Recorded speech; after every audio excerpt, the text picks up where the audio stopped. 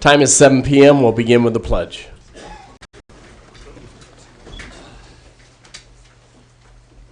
I pledge allegiance to the flag of the United States of America and to the republic for which it stands, one nation, under God, indivisible, with liberty and justice for all.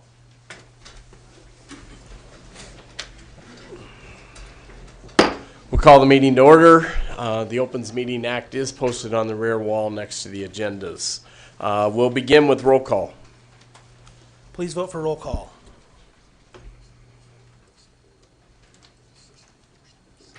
Seven council members are present, Mayor. Next item is Mayor's comments. I just want to thank staff for their efforts since Saturday in regards to coronavirus, the cleaning of the facilities, and then all that we've done to follow the guidance of Three Rivers Health as we move forward to cautiously avoid the spread of the virus. So we'll continue to work through this and just urge everyone to wash their hands. All right, moving forward. Item number 1, motion to adopt current agenda for March 10th, 2020 regular meeting. Councilman Yeager. Yes, I've been asked to have the council consider moving item 20 to after item 4 into this evening's agenda. A member of the library board is here tonight to speak to both of these issues. They're both library-related matters, but the spokesperson has expressed a need to address these items as early in the agenda as possible in order to accommodate a medical scheduling need.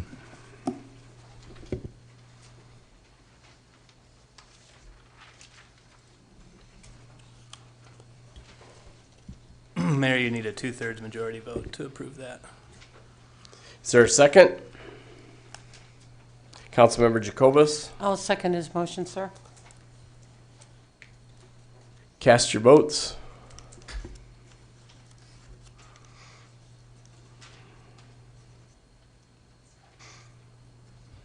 Vote is 5-2. The motion fails 5-2.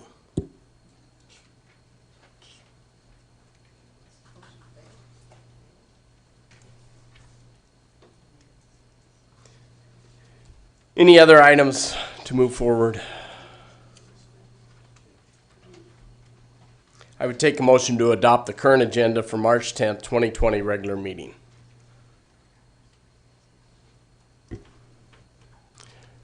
Councilman Jensen. I'll make the motion to adopt the current agenda. Councilman Coons. I'll second that motion. Cast your votes.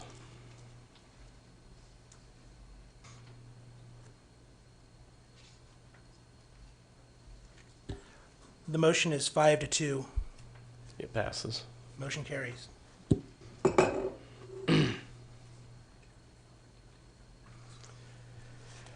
Business from previous meeting. First item up is item 2, Resolution 2020-053 of the City Council of the City of Fremont, Nebraska, approving the 2020 City of Fremont 1-year, 6-year street improvement plan. This time we'll have staff report. Dave? Good evening, Mayor and Council. Dave Godikin, Director of Public Works. The item you have before you tonight is the city's annual 1- and 6-year roadway plan.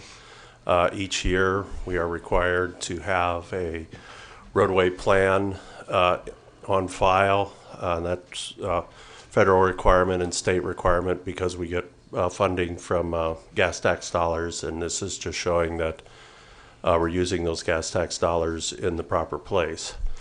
So I want to stress also these are roadway plans.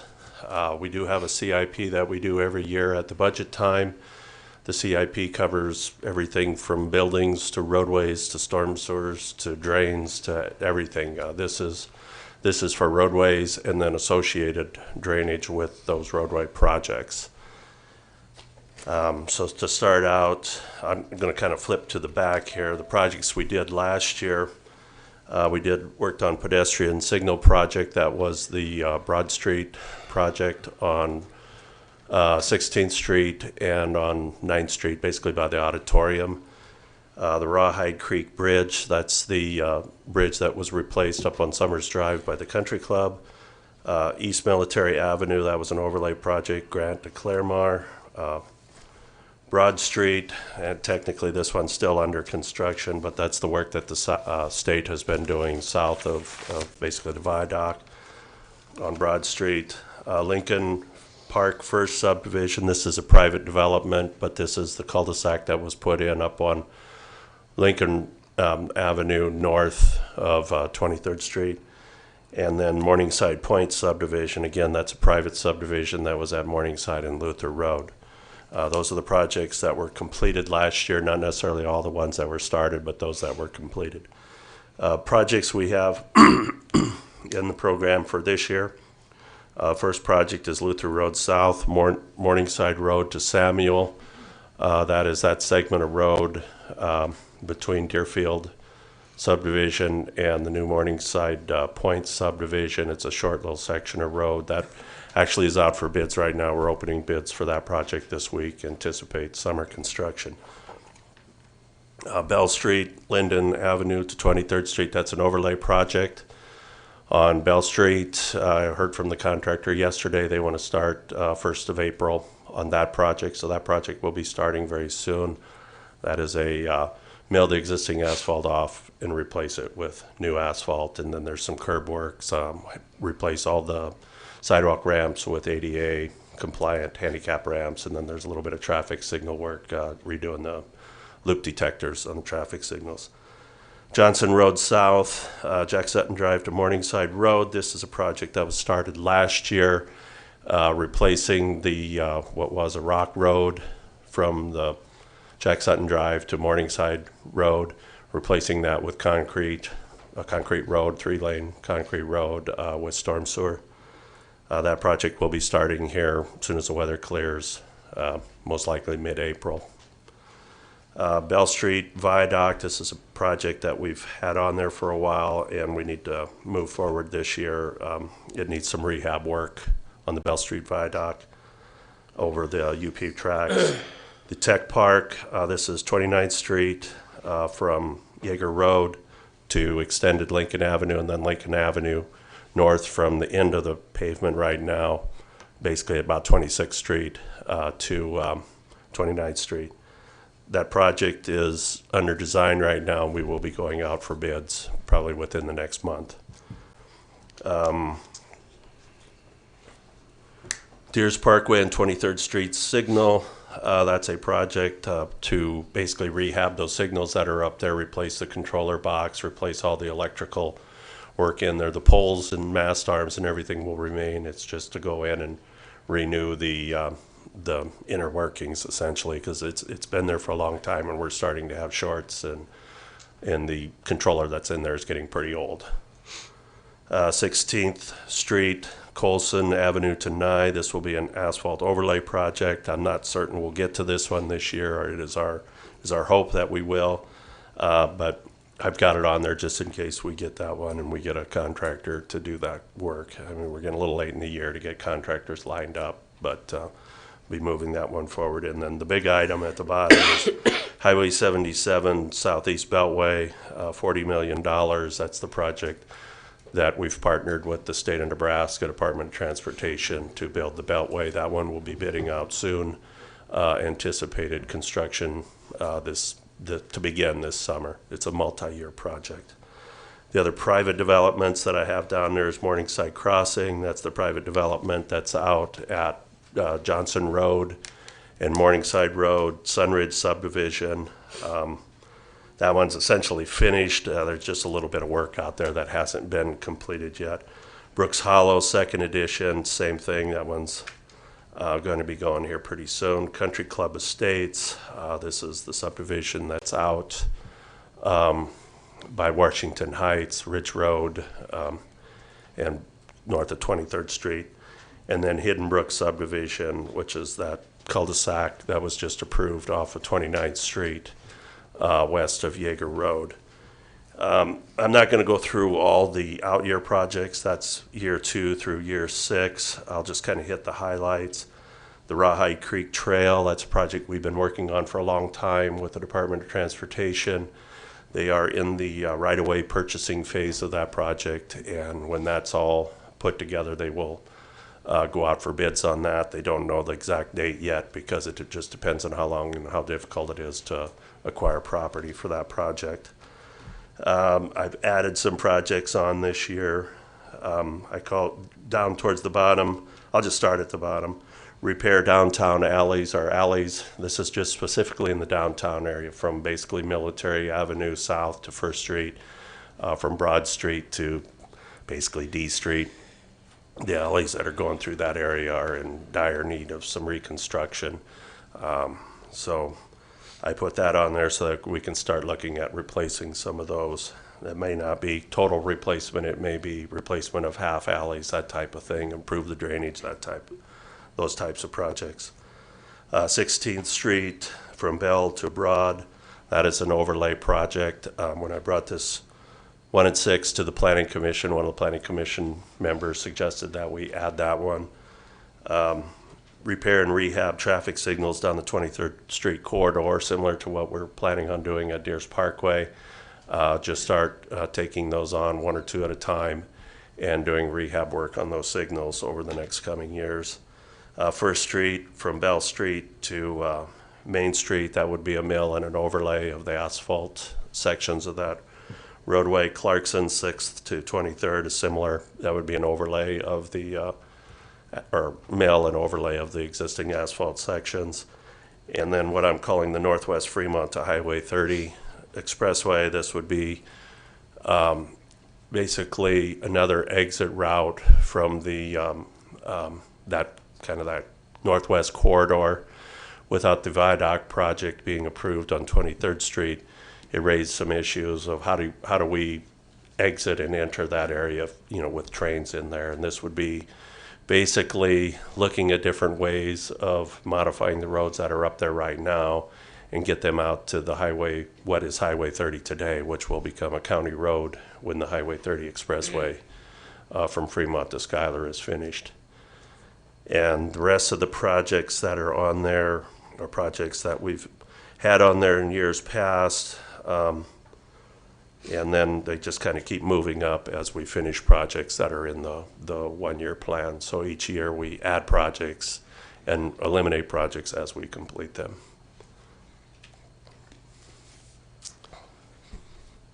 Any questions for staff? Councilman Yerger. Yes, you and I talked during the course of the week a couple times with regards to adding an item in the 2 to 6 year plan for Claremore South from Cummings to Railroad and Railroad to Front Street. And I'd like to see that added into the plan at this point, so we at least have it on the radar. I'm wondering what you think about that and what the cost would be.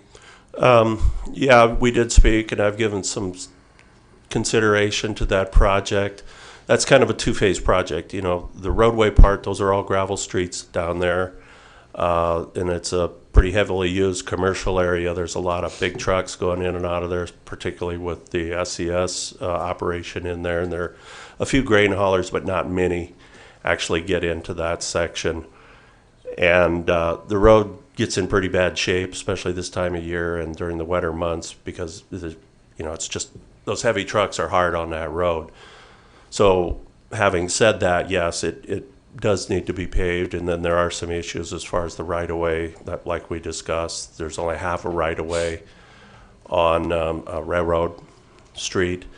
Only half the right-of-way has been dedicated, and then the Claremore extension south of Cummings Street, the roadway doesn't really set on the right-of-way. Where the right-of-way was or is actually dedicated, the roadway that's there is kind of just over time just moved itself over.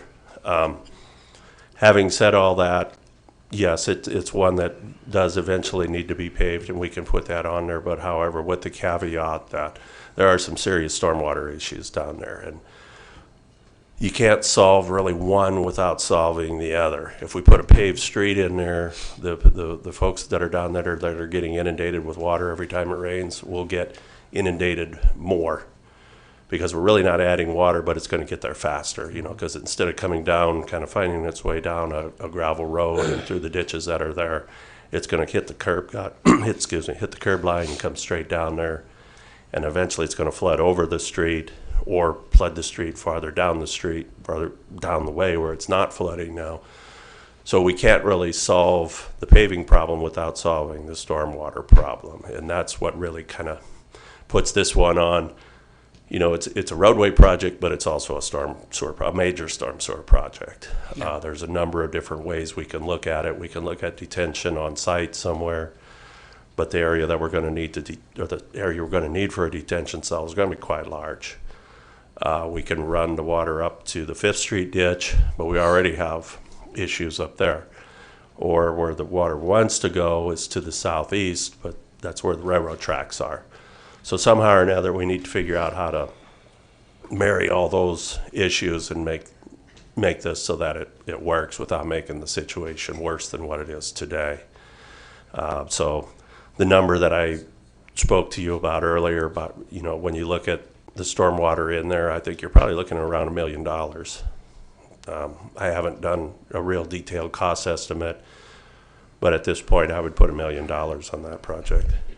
Okay, and I understand from the discussion, yes, stormwater is an issue, and if you've got that in your $1 million, that's fine. The issue really with regards to putting it on the 1 and 6 year plan for the paving is, of course, if we don't get it onto the plan eventually, it'll be difficult for us to recognize and get it done. And with the new sports complex down there and the businesses that are using that to travel to and from, I'm not suggesting to you that large trucks are using that, because it would probably be improper for them to be using the city streets to run those big semis through that anyway. But workers in the sports complex are using those facilities, and so traffic has picked up substantially in that area. And so the paving project side of that is related to that. I understand stormwater issues will have to be considered at the same time, and as we talked about, the easements and other kinds of things. But just getting it on the radar screen helps us put a focus on that, it seems to me, and this has been an issue for some time, so I'd like to see that added.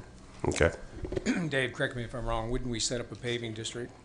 That would be one way to fund this. We would either pay for it with city funds or a paving district. Because we've talked, again, Brian Newton, State Administrator, we talked to some of those businesses down there about setting up a paving district and getting some of those gravel streets paved, but there really was no interest initially. That's true. Because it's not cheap. Yeah, and the semis that are down there are predominantly trucks. I've seen trucks, they just kind of park there, and then, excuse me, and then they would load them out with lumber from SCS, you know, lumber and building components, that type of thing.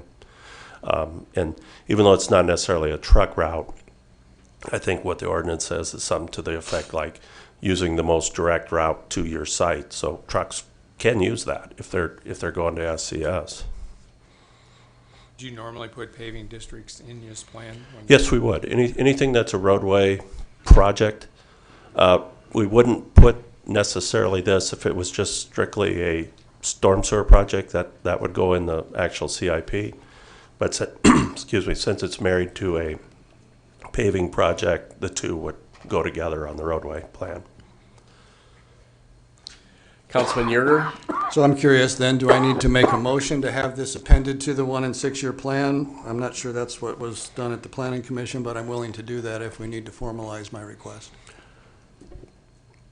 I guess I would defer to the parliamentarians on that one. I mean, when you approve this, you approve the plan by resolution, and then the plan is what's here. So if you want to add to that, then I'm not sure how you would do that. So, again, Brian Newton, State Administrator, do you want to add it to the first year plan or through 2nd through 6? Because I'm good if we put it in the 2 to 6 because it requires more engineering work than perhaps some of the others. I just would like to get it on the plan so that we have some focus on it and we're trying to resolve the problems. Because I don't know how the funding works on the first year, is if we're tapped out already in the funding. Well, the projects that are in the 1 year plan are in our CIP that's been adopted. And then even some of them in the 2 through 6 are also in kind of in those out years of the CIP. But our CIP doesn't go out 6 years. So we can have it on there even though it's not in the CIP. I think the best thing would be to make an amendment or make a motion to amend it to the 2nd through 6th year. So Councilmember Jacobus. I had another topic. Go ahead.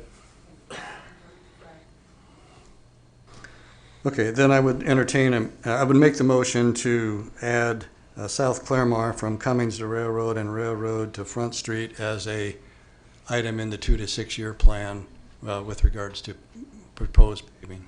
Yes. Councilmember Jacobus. I'll second his motion for that. Cast your votes.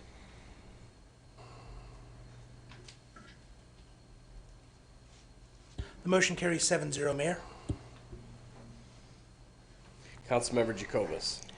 What I was going to ask about, when this went to the Planning Commission, or excuse me, I back up. When this went to the Utility Board, the verbiage was a little bit different when it described the connection of Northwest Fremont to the Highway 30 Expressway. And I just wondered, we had discussion prior when we had made a decision not to follow through with the the 23rd Street Viaduct, when we moved not to proceed with that on that west side, that we still needed to have an avenue to get out of that north corner area. And part of that was going through and paving Ridge Road, whether it was county or city or efforts of both, and then paving County Road T to Ridge Road and out to Judy. So there would be clean access to the north side, whether you wanted to go north and then go west or go north and go east, or that Washington Heights. And that was something that was a little bit more descriptive than Northwest Fremont to Highway 30. Was there a reason why that verbiage had changed? Because it seemed... Well, I did that to be a little less specific. I'm not trying to be cagey with it, but to be a little less specific, because the route that you're talking about, as we've spoken, and I believe it came up at the UIB that night, or that day also, was those streets are actually outside the city limits. Now they are, correct? Yes, they are.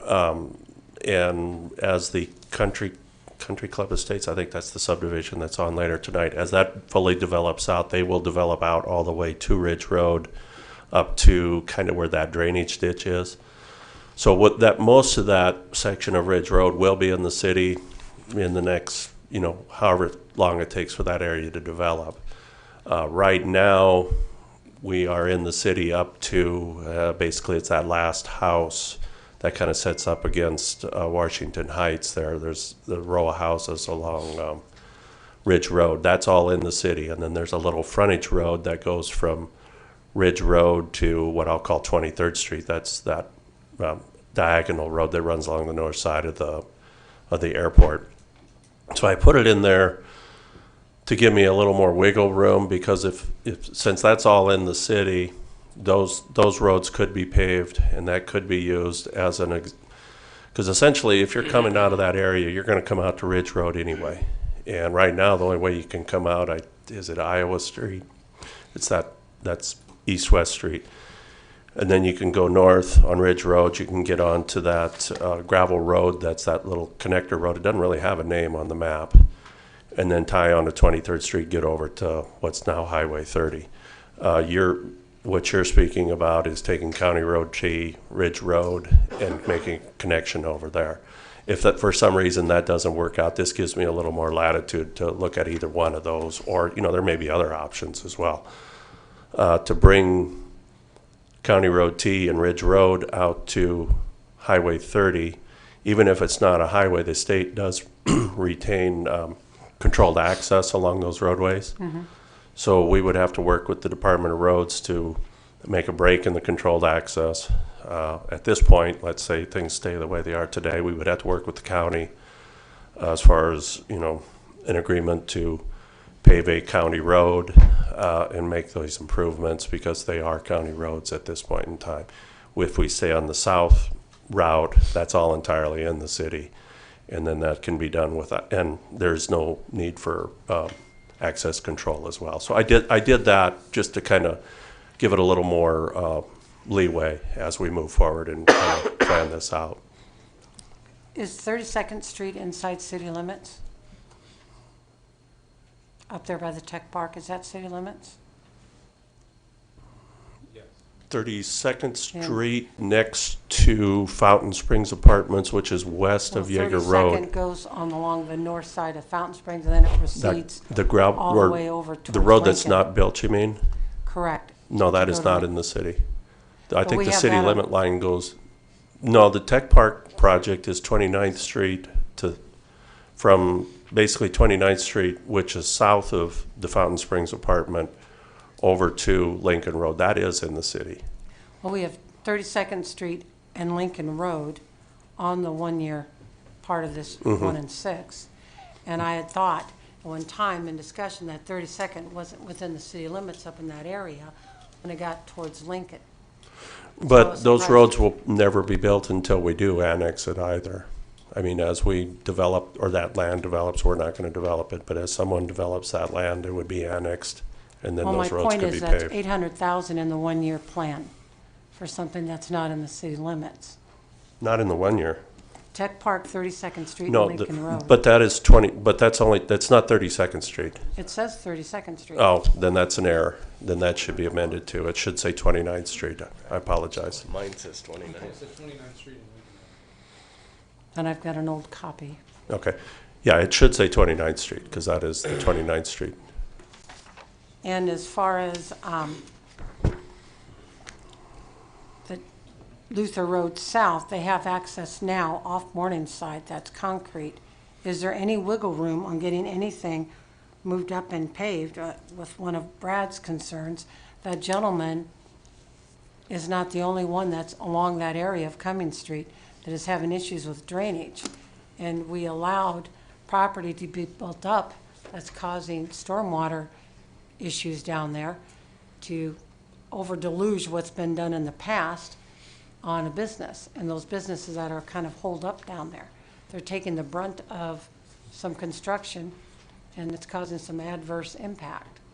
Is there Oh, any way to address some of that before a 2 and 6 year and moving some of this around as far as funding? Well, the closest drain to that area is on, I think it's Thomas Street in Cummings, which is basically 1 block west of Claremar. And it's a 10-inch line, which is way undersized. I mean, we should not even be putting in anything less than a 15-inch main, and that one probably needs to be a 24 or larger. I mean, but that's what we got. It's been there forever. So tying into that main is the most expedient place to take the water. But I'm afraid will happen is the water starts coming down the street, and because that line to the north can't drain because it's too small, it's going to backflow. So we're going to put more water in that low area. So we've looked at it a lot of different ways, and the solution, I won't call it even a solution, the stopgap that we have had in the last few years is we had dug out the ditch a little bit to get the water down to Claremar and Cummings is a little bit faster. Then we rebuilt the intersection last year to lower the intersection because the intersection was just high enough that as the water came down that ditch, it just couldn't quite get into the roadway. We can only lower it so much because we still got to we still got to keep positive drainage. So we lowered that lip of that intersection as much as we could so that we could get the water flowing out of there faster. And I've been there after storms. I'm not there every storm, but there is a lot of water running out on that street now that was not running before. So it's helped. Does it help on every storm? Does it solve the problems? No, absolutely not. But that's what we've done up to this point. I know Mr. Newton and I have met with the property owner to the east as far as getting an easement or something like that for a detention cell. I guess I would let him address that more than myself, but I know that's been a slow process. And again, that's probably more of a stopgap solution as well, because you're going to need a large area to store that water. Because you got water coming all the way probably almost from Main Street that comes down, goes under the viaduct, and comes down, follows the tracks essentially, and then drains in down there. I mean, it's a good problem to have. It means that we've got development going on and businesses are investing in their properties, but that comes with costs. I mean, the properties that are down there that have been there forever. Of course, when you build, everybody builds a little higher, and they're now the lower properties on the line, and they're taking the brunt of the water. Well, it's been 2 years, and if this is on the 2 and 6, that means it could go out another 6 years or get pushed out yet again next year. I mean, the concern is, it's already been happening for 2 years. It shouldn't take another 6 years to address this. Well, I would say it's probably been happening for a lot more than 2 years. Oh. It's probably been happening for the last 30 or 40. It's just that the It water has had an a bigger area exponential to effect spread. now. Yeah. The effect of what's now the newly built is causing additional impact that wasn't there before. Yeah. And that shouldn't have happened. And our stormwater regulations, and we've talked about this at these meetings before, our stormwater regulations haven't quite caught up with maybe where they need to be. But you're going to have on your desk probably in the next 6 months a drainage manual that will address some of these issues. Moving forward from that point, we will have a little more regulatory ability on staff side when people come in and want to, raise property and pave over it and put buildings and that type of thing. The one thing I just want to say is, we need to focus on street programs instead of drainage is really what this is about. Part of the reason it's on the 2 and 6 is because it's going to take a while to get it designed to even allow it to drain. So that's why it's been put there. But we need to stay focused on the 1 and 6 and the 2nd through 6th street projects. Councilman, you're Just one last follow-up to something that Councilmember Jacobus mentioned earlier with regards to the Northwest Freeway, Highway 30 connection, which you explained. And I guess what my thinking as I reviewed this material was we really needed to try to solve some of the Washington Heights issue once we took the viaduct away. And so as I looked at this layout for 2 to 6 versus first year, I would suggest that the Northwest Highway 30 Expressway component, which is the tie-in you described, really should be a first year item of priority because we discontinued the option to do the viaduct and provide the relief that Washington Heights has been waiting for years. And so as I looked at that, and I said, well, that would be my preference. Well, I also looked back, and when I looked at the Tech Park item, the 29th Street to Lincoln item, I didn't find that in our original budgeting discussion. The Tech Park item was the 32nd Street build project, not the 29th Street project, unless I missed it. So we didn't have that one budgeted, but it's now slipped into the 2020 first year effect. And if we use $800,000 of the 29th Street that wasn't originally budgeted, we've covered a large chunk of the Expressway Washington Heights relief project that needs to be, in my opinion, moved up more aggressively than it is. So I would swap those myself. And then the other question that I raised was that would make up the balance of the money perhaps necessary in the swap would be, do we actually need Luther Road South to Morningside to Samuel? That project out there is far from underway at this point, and they already have access off of Morningside Road direct for construction purposes. So adding another intersection when nothing is built there in the first year build project seemed to me could slip some in order to do the expressway for Washington Heights as well, and thereby we would be covering the $1 million with kind of a swap for swap.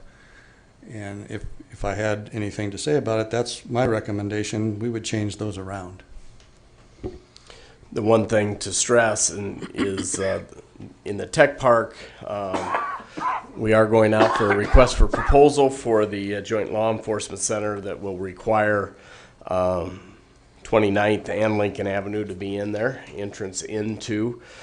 We just sold a parcel of property to TJ Bird in the last meeting, and which is all about developing the tech park and putting traffic ways in and out of that tech park to continue to develop that.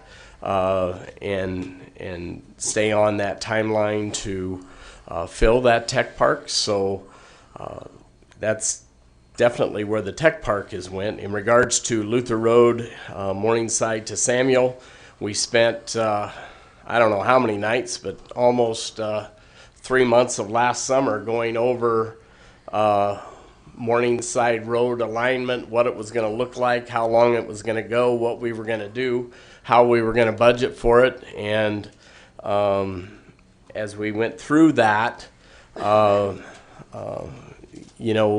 decision was to go Luther Road South, Morningside to Samuel, which is just the beginning, and get the alignment in and get that tied in. So that is those are all projects that were discussed. The council basically, in regards to the CIP plan, somewhat approved those funds to make that happen. So not approved, but appropriated funds for these road projects. Councilman Legman. Yeah, I was just going to reiterate on that too, is that our professionals have put in a lot of time and work and decided which ones need to be worked on first. And I'm going to trust staff and our professionals. They've done their homework. This is where they think they should go, so I'm going to go with them. Councilman Yerger. Well, I appreciate your explanation, Mayor. But one of the things that bothers me the most about the not moving Washington Heights up into the first year proposal versus things that have yet to be developed. For example, you mentioned the tech park. I realize there is one business we just approved to go out there, but the law enforcement center has yet to go to the public for approval yet, and I understand that's supposed to do that in November. I would be in favor of trying to solve the problems for the people that have been waiting for years, like Washington Heights residents who have been waiting for years for a viaduct. The folks that might be on the Tech Park 29th Street have yet to wait a couple of months.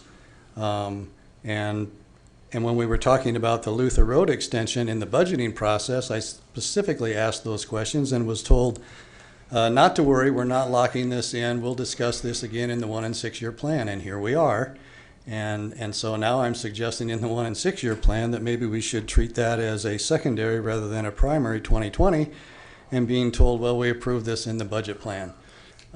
That seems a little counterintuitive to me based on what I asked for questions at that time. So I thought it was reasonable to put those out as opportunity for exchange now that we're looking at the 1 and 6 year plan. And as I understand, this technically doesn't lock us down either. This is a report to the state, right? Actually, it doesn't even go to the state anymore. No, we used to have to do this whole formal process of advertising, going to the state, filing everything. Now what the state law says is we shall keep and maintain a 1 and 6 year roadway plan. The 1 and 6 year roadway plan is similar to like the airport that we just did several weeks ago. It is our plan that we have in place that shows where we're spending our money on roadways. So is this your priority order of what we should do in first year and the priority order of what we should do in second through sixth year? Are these the priority of items that should be done, and we'll be sort of taking them in that order? Because my question is that we never seem to put into our packet how long have some of these projects that are in the 2 to 6 been waiting. Some of these, I think, have gone, I think from our last discussion when we did this at budget, they've been waiting for some time to move up the list. And so if this is the priority order, is that not important to our establishment of the 1 and 6 year plan? Or this is not priority order, it's just the items? Under the statute, we're required to provide the 1 and 6 year plan based on a priority of needs, and also calculated to contribute to the orderly development of an integrated statewide system. So it's a little bit of both. Councilmember McLean. So not to belabor this any longer, but I don't have any problem amending the plan to include Councilmember Yerger's request to add the Claremore project. I'm not sure where that falls in order of priority. I'd like to leave that up to our staff to determine, but at least it would be on the list. Secondly, I don't think it's right to start switching the one-year plan when it's already 3 months into the year and projects have been bid. And I also would like to see priority to that Northwest access project, but I don't even know that it would be realistic to get it done this year. And I believe that at the speed at which that viaduct project was moving anyway, it probably wouldn't be done this year anyway if we had gone forward with the viaduct. So perhaps that's something we could look at. You know, I think we've heard tonight that's something we'd like to look at for maybe moving it up to next year. But in the meantime, you know, as I understood it, we don't have any more lots for sale other than the ones at the tech park. So I think it's important as a city that we have lots for sale. All of our other business park lots have been sold. And I think we need to honor what the staff is recommending for this current year's plan, amend it to include Claremar, have Dave understand our interest in that Northwest access, and get on with a vote on this. And it's been amended already, so that project has been added. So, Councilmember Jacobus. I don't have an issue paving up to land that's been purchased, but there is not going to be a law enforcement center built in 2020. So 1920 is not going to see that. So in our first year of 2020, we're not going to see the law enforcement up. That's not going to service anything on that area. I can appreciate the need to pave that once that gets voted in by the voters and there's a movement to proceed with that. But we haven't even done that yet. I don't see Tech Park being a burning issue at this point as far as paving. We've already put $3.6 million into that area. And yes, we did sell property and we have lots for sale. Then go ahead and extend Lincoln a little farther north to give someone a way to get out on a paved road. But as far as taking 29th Street and paving it now before Tech Park's even out there and been voted on, I don't think it's a priority, and it's not going to happen in the first year. I would rather see something happen on the northwest corner, move forward and get some kind of design going on that and working with the state to come to a solution when they're ready to go ahead and move straight to the west and take the curve out of that road. We're ready and we have permission for access and have that in our 1 year. We have had orderly growth of the tech park in regards to the build out. We build out the utilities in an orderly manner. We added the box culvert in an orderly manner to bring Lincoln Street into the project. That's been completed now. That was about 2 years ago at a tune of about $300,000. You can't do it all at once, but you have to grow. If we're trying to impede growth of the tech park, which it sounds like Councilmember Jacobus wants to do, and we do have a time limit of 2 years, 2 to 3 years to get that filled up. If you put the pavement into there to serve that area, as you begin to build orderly growth and design, that will build out, just like Morningside technical park build out. So at the end of the day, we've went through this process, and staff has went through the process of design and are either out for bid or about ready to go out for bid on the project. And I think it's, as Councilmember McLean stated, it's difficult. And again, maybe this should have been out earlier, but at the end of the day, 3 months in to start determining you're not going to do it when we haven't done a lick of any design for Washington Heights. We've spent $250,000 on a software system to provide acknowledgement of when those tracks are closed or blocked on Highway 30 and on Linden and on Military. So we've put the things in place for our first responders, which is is critical. And the key is this is a project, I agree, probably needs to be done. You have a housing development that's building out to the northwest. As that gets built out, another box culvert has to be built out. Now that'll be another access in off of Ridge Road, and you know, we're doing orderly growth and putting the money accordingly. And I think staff's done a great job with what they have. Are there things that can be added? Yes. And are there things that could be moved up? I'd love to have 23rd Bell and Jaeger take out Village Inn and straighten that out. And I've wanted that done for the last 15 years, but it hasn't happened. So that's kind of where we're at. And it's been on this 2 and 6 for as long as I've been here. So that's more than 6. So that's how this works. And we just need to work through in an orderly manner to move this forward. So that's all I got. Councilman Yerger. Are you going to take public comment on this matter before we move to end debate? Probably have. Oh. We've kind of taken it up ourselves, but yes. Okay. I'll open the floor for public comment.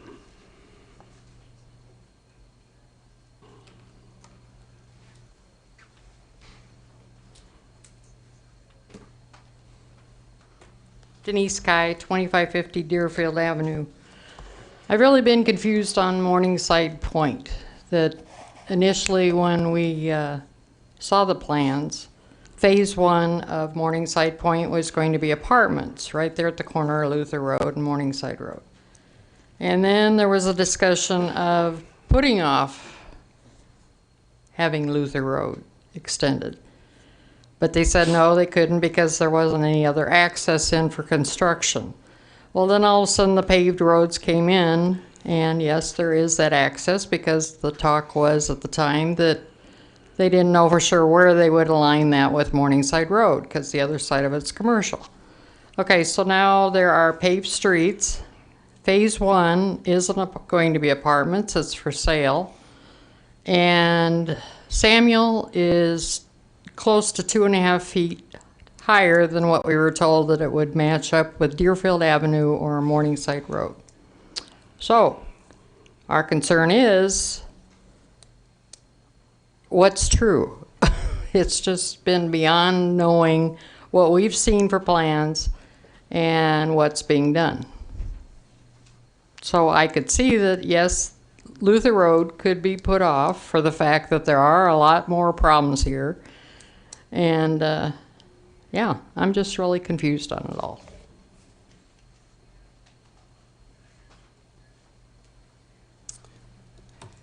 Any other comments from the public?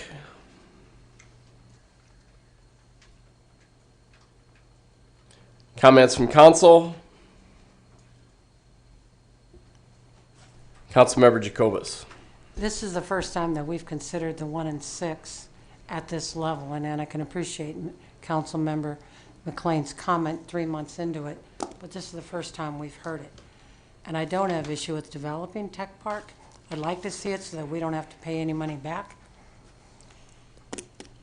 I don't have an issue with paving that, but I have an issue with leaving projects undone that need to get addressed, the Northwest, and putting it on the back burner. Is there anything that says we can't add anything to that 1-year plan? I mean, we've got other projects on there. I mean, we're not going to pay $40 million for the Beltway. We've already shelled out 13, and we've got 7 to go. So, I mean, we've got room on the 1 year if we want, or is that too late to add it because of the CIP? Well, excuse me. There again, understand these are construction cost numbers. These are not necessarily our share money, and it's not necessarily what we've paid so far. These are just the cost of the project, estimated cost of the project. To put it on the 1-year plan right now, the likelihood by the time we would design something and get a project out on the streets for bid, you're looking middle of summer, you'll never get a contractor at this time of year. That's fair.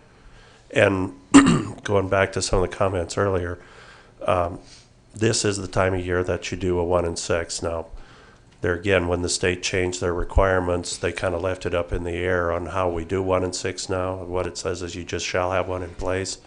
I'm going to work with the state and see if we can't do our 1 and 6 at the time we do our CIP, which, our budget year starts in October, and then we would just roll that into next year. Now, statutorily, they were always due this time of year. So that's why we're doing it now. And that's what every city, counties have a little different date that they go by, but that's what every city has been doing. Councilmember Legman. Oh, there wasn't anyone else going to speak, so I was going to make a motion, but I see there's another comment, so I'll hold my motion. So it's just a brief, if you're going to make. Councilman Yerger. Since council indicated this is sort of a priority order, at least of sorts, is that correct? Well, the priority is the 1 year. Those are ones that are being done this year. And 2 to 6 may be sort of prioritized, but not as critically or Correct. In that regard. That's Okay. correct. So here would be my question. We have Broad Street, Highway 77, 9th Street to the North Viaduct at $1.5 million as second in that list, although it may not have that type of priority. It's up at the top of the list, where the Northwest Fremont Highway 30 Expressway is further down the list. I thought my understanding was that once we finish the new Beltway, that the state is giving 77 to the city, and they have responsibility to rehab that before they give it to us. Is that correct? That's correct. So the $1.5 million is really not our expense of that? No, I don't believe we will get charged anything for that. When they turn it over to a city or a county, by state law, they have to make improvements on that, bring it up to, there's a term, but bring it up to good condition. Okay. So then, my last plea in this regard about the Washington Heights, would there be any problem, even though we don't lock ourselves in, to moving the Northwest Fremont 30 Expressway, $1 million, up in place of the Broad Street 77 9th Street Viaduct, $1.5 million, and putting it down in the list, because we're not going to pay for that anyway, thereby at least implying we have some priority for the Washington Street, not Washington Street, the Washington Subdivision Highway 30 Expressway build. Well, Because at least it's higher up in the list. Well, yeah, but the ones I have on the top of the list there, those are projects that, that are actively being worked on. Those first 4 are projects that, we know are going to happen. Except for the Broad Street one. No, Broad Street's going to happen. We don't know It's exactly. going to happen, but we don't have any expense, you said. That's correct, but it's still a roadway project within the city. Okay, I don't, It's difficult to project out 6 years and say which project is a high priority, because someone may come in with another Costco, let's say, for example, which turns the whole plan upside down, because then we're laying out roads differently. So just kind of remember, just because it's lower down in the list doesn't mean it can't be bumped up somewhere in time. It's just in there as a placeholder. Councilman Ellis. That, Councilman Yeager was going in exactly the same direction I was going in. The list is kind of prioritized, and that was what I was going to ask, is if we could move the Northwest up to higher in the priority, so at least it's going to be visible and it's going to be on our radar, and we can look at it for maybe next year or something like that. I commend the street, you guys, on what you've done here, and I know it's a hard job as far as keeping this up, and so I really do commend you. But it's also our job as council members to represent the people of Fremont, and so that's kind of where I think this discussion is good, Yeah. and I think it's a good discussion. All I would ask is that we would at least consider moving the Northwest Fremont Highway up on the list. Yeah, and I've said to past councils also, this isn't, because Mark Villadal, the street superintendent, and I work on this. He's out in the field. His guys are out in the field, and they have a very good idea where roads are getting in bad condition and where we're having issues. And then my department, the engineering department, works on the numbers and putting all this together. So having said all that, it's not the Mark and Dave plan. It's the city's 1 and 6 year plan. Councilman Legman. Yeah, I have no problem with moving that up, but I'd like to make a motion to approve resolution, the amended resolution 2020-053. Is there a second? Councilman Jensen, I'll second that. cast your votes.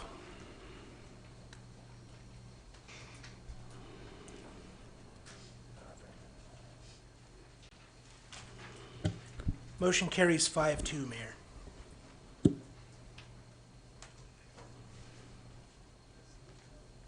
Item 3,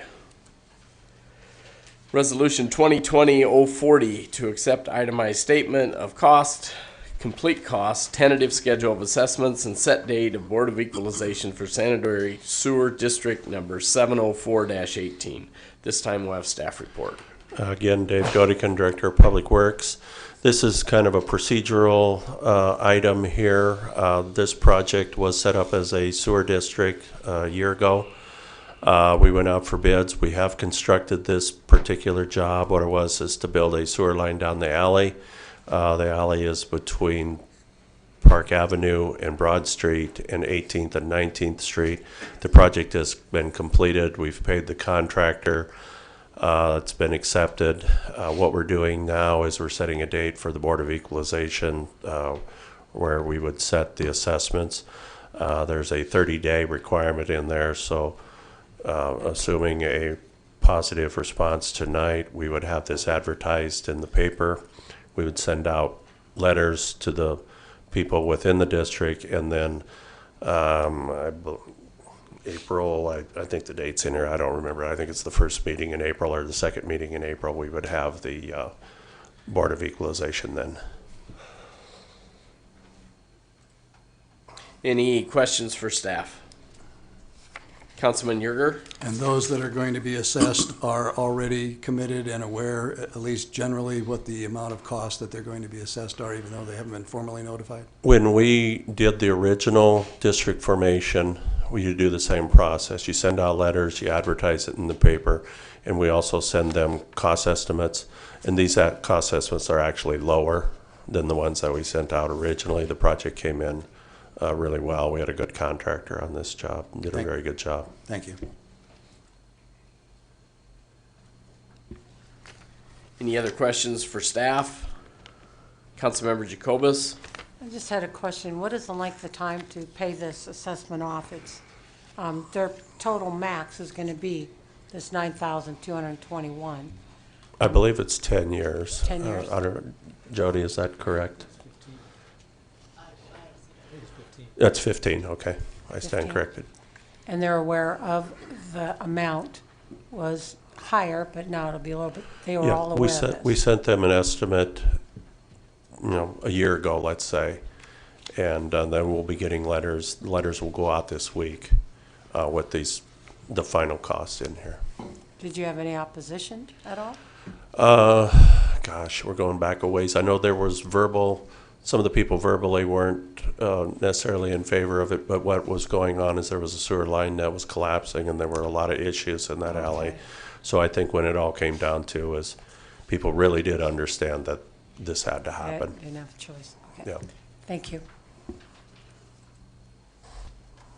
Any other questions for staff? Comments from the public? Comments from council? Councilman Jensen? I'll just make a motion to approve resolution 2020-040. Councilman Yerger? I'll second that motion. Cast your votes. Motion carries 7-0, Mayor. Item 4. Councilman Member Yerger, item receipt, discussion, and consideration of and potential action on library board's recommendation to the mayor and council for filling vacant library board position with Susan Allen. Turn it over to Councilman Yerger. I have an email from the board president I'd like to introduce into the record. Oh, is it already in the packet? My apologies.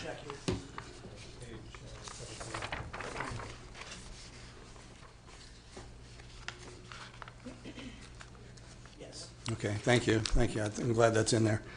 So I don't really have much to say on it other than I was asked to put this on the council's agenda at the behest of the board. They wanted to make a recommendation for the appointment to this vacant library position, fully acknowledging that it's the mayor's appointment to make.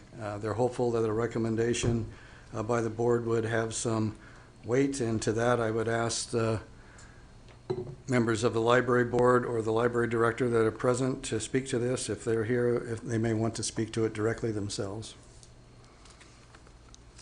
Actually, Board Chairman Yursak stood up and read his email and at the last meeting, and again, it is the mayor's appointment, and at this time, I've not made that appointment. Susan Allen is a very probably qualified person, but it's not the person that I will be choosing or would be choosing to serve on the library board. I did talk to the board chairman about that, and we had a discussion about that as well. Councilman Yerger? I'm sorry, I didn't know if any other board members were here and wanted to speak to that or not, but you've had your discussion with Chairman Jurczyk, that's fine.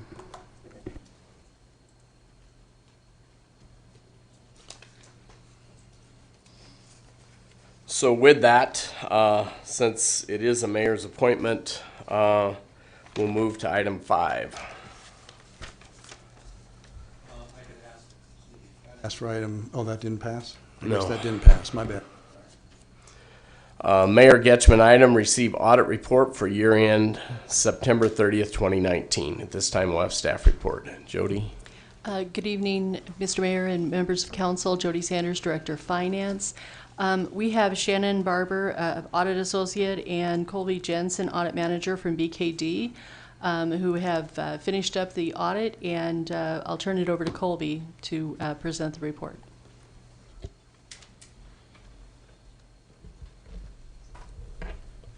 Good evening, Mayor, members of the council, city personnel. I want to thank you for having us here this evening, and also want to thank Jody and her team for all their help and support through the audit process. Just to give you a brief overview of the audit process, typically we come on site in October for several days and have various inquiries with city personnel to gain an understanding of transactions that have happened throughout the year with the city. At that point, we also consider any internal control processes in place with the city, and that helps us determine our risk assessment procedures and how to plan out the performance of the financial statement audit. We then come back in January for several weeks and perform detailed testing of financial statement transactions, and from that testing, we then express an opinion on the audited financial statements. The first document that I want to go over within the board packet today is on page 83, I believe, of your materials, and it's the required communication or the management letter. This document states that our audit was performed with auditing standards generally accepted in the United States of America and the standards applicable to financial statement audits within government auditing standards. It also states that the objective of our audit is to obtain reasonable rather than absolute assurance about the financial statements to ensure that they're free from material misstatement. This means that we do not detail audit every transaction that the city enters into. However, we do set scopes based on that risk assessment from our planning phase of the audit.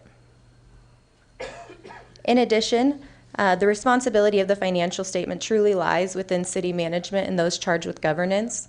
Having an audit does not release you of those duties, so any of the information contained within is the responsibility of city personnel, city management, and you all. On the second page of this communication, it discusses the significant accounting policies of the city, which can be found in Note A of the audited financial statements. In addition, we also discuss with management any alternative accounting treatment that may be present. In the current year, the city did elect to implement GASB 62 in relation to regulated operations. You will see on the financial statements, there is a new financial statement line item labeled regulatory asset, which Jody will go over later in the presentation. In addition, within the audited financial statements, there are judgments and estimates that are determined by management based on historical data, current facts and circumstances, and the particular items that relate to judgment or have significant estimate are the allowance for the doubtful accounts receivable, unbilled revenues specifically related to the utility accounts, and then the self-insured health and workers' compensation claims. Lastly, on page 84, talks about audit adjustments. So during the course of our audit, we may propose audit adjustments, which we bring forth to management. Management will review and consider to determine whether or not they believe those adjustments are required to ensure the financial statements are materially stated. During our audit testing, we did propose 2 audit adjustments, which the city did determine to record. They felt that they should be recorded in order to properly state the financial statements. And those particular adjustments relate to the financial statement line items of accounts payable and compensated absences. Earlier, I mentioned during our planning phase of the audit, we consider the city's internal control, specifically over financial reporting. We do not do control testing or operating effectiveness testing of those controls.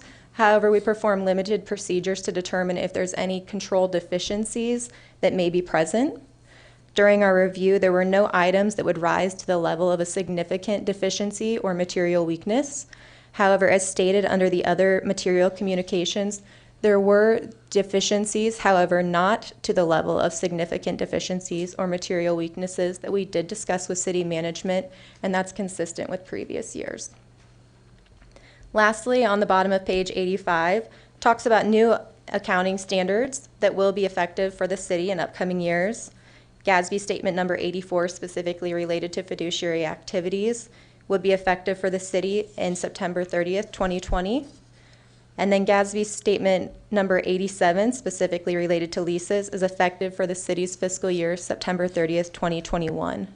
We've been in discussion with management regarding these upcoming standards, and we'll work with them to ensure that the standards are properly implemented and have already started those discussions. Any questions on that information before I move into the opinions? Okay. On page, I believe, 20 of your materials is the independent auditor's report. The first paragraph there, again, discusses that we performed our audit of the financial statements and the related notes to those financial statements. These financial statements, again, are management and those charged with governance responsibility. Our responsibility as the auditors is to express an opinion on those financial statements. Again, that we performed our audit procedures with those generally accepted in the United States and the standards applicable to financial audits in government accounting standards. We obtained audit evidence about the amounts and disclosures within the financial statements and considered internal control of the city in preparation and fair presentation of the financial statements. On the top of page 21 is the opinions. We're happy to announce that the city has an unmodified or clean audit opinion stating that the financial statements are free from material misstatement. In addition, there are some required supplementary information that includes management's discussion and analysis, as well as some of the budgetary comparison schedules. We do not express an opinion on this information, however, did perform limited testing procedures to ensure that the information appeared reasonable and fairly stated. In addition, in the back of the financial statements are combining non-major fund statements. We do perform audit procedures on that information, and again, that information was presented fairly and free from material misstatement. The last paragraph on page 21 talks about other reporting required by government auditing standards. That report can be found on page 81 and 82 of the agenda. Specifically, that covers additional information that we've talked about today, as well as during our audit procedures, we also consider if there's any instances of non-compliance with laws and regulations, grant agreements, and so forth. And during that testing, there were no items that came to fruition as far as non-compliance that we were able to report. If there are no questions, I'll go ahead and pass it off to Jody, who will provide a detailed review of the financial statement activity for fiscal year 2019. Good evening, Jody Sanders again. I'm sorry, Mr. No, Mayor. go ahead. Okay. I was just going to point out to the council members, we have talked about the financial results a little bit at the last meeting. So I wanted to just point out a few things within the report that might be good information for you, places to look when you have questions about where the city's, how the city's finances look, that kind of thing. And as Colby mentioned, we write the management's discussion and analysis, and it starts on page 22 of the council packet. And it goes through and it describes it, and I'll be honest, some of this is accounting jargon. So I'm just going to try and point you to specific paragraphs or tables that might be of interest. If you could turn to page 24 of your agenda, it's page 6 of the management's discussion and analysis. Before I get too far into it, I'm referencing this the chart showing the statement of net position, but I want to remind folks the governmental activities are what we would refer to as city funds. That's the general fund, sales tax, street fund, all of those kinds of things. The business type activities, sometimes in the financial statements you'll see it referred to as proprietary funds. Those are our utility funds, each one separate: electric, water, sewer, and gas. So just looking at this, the management's discussion analysis is like the 30,000 foot level. It's pretty far up there, but you can see get a handle on the city as a whole, I guess is a great way to explain it. And we had a fairly good discussion about this at the Utility and Infrastructure Board. Had some really great questions. Particularly, they noted, just even on the first line, the current and other assets. If you look at the totals, in the total columns, it looks like we're up on our current and other assets of $40 million. Where that comes from, if you take it apart, you look at the difference between the governmental activities at September 30, 2018, of nearly $61 million, and it's down to $54.5 million as of the end of 2019. Well, that is the planned spend, if you will, of making those payments for the Southeast Beltway is a good chunk of that, the best way to describe that. And in the same way, on the business type activities, it looks like a very large increase. I went back after that meeting and before this one and looked, and actually last year's current assets number was smaller than it had been by quite a lot because we purposely spent down reserves as part of the work that we were doing at the for the OPPD transmission line, and then also to a lesser extent the wastewater treatment plant. So our funding level was for the utility funds was fairly low at this point in 2018. You can see now that it's up to almost $90 million. And that increase is due in part to the bond issue, but then also capturing those regulatory assets. Specifically, that's the OPPD transmission line that's being amortized over 10 years. And that's about $20 million. And then in the gas fund, there is aid to construction for gas transmission. It's also a regulatory asset that's just over $800,000. And so typically when we build something, we put it in under capital assets. These are not assets that we own. They are assets that we have the right to use.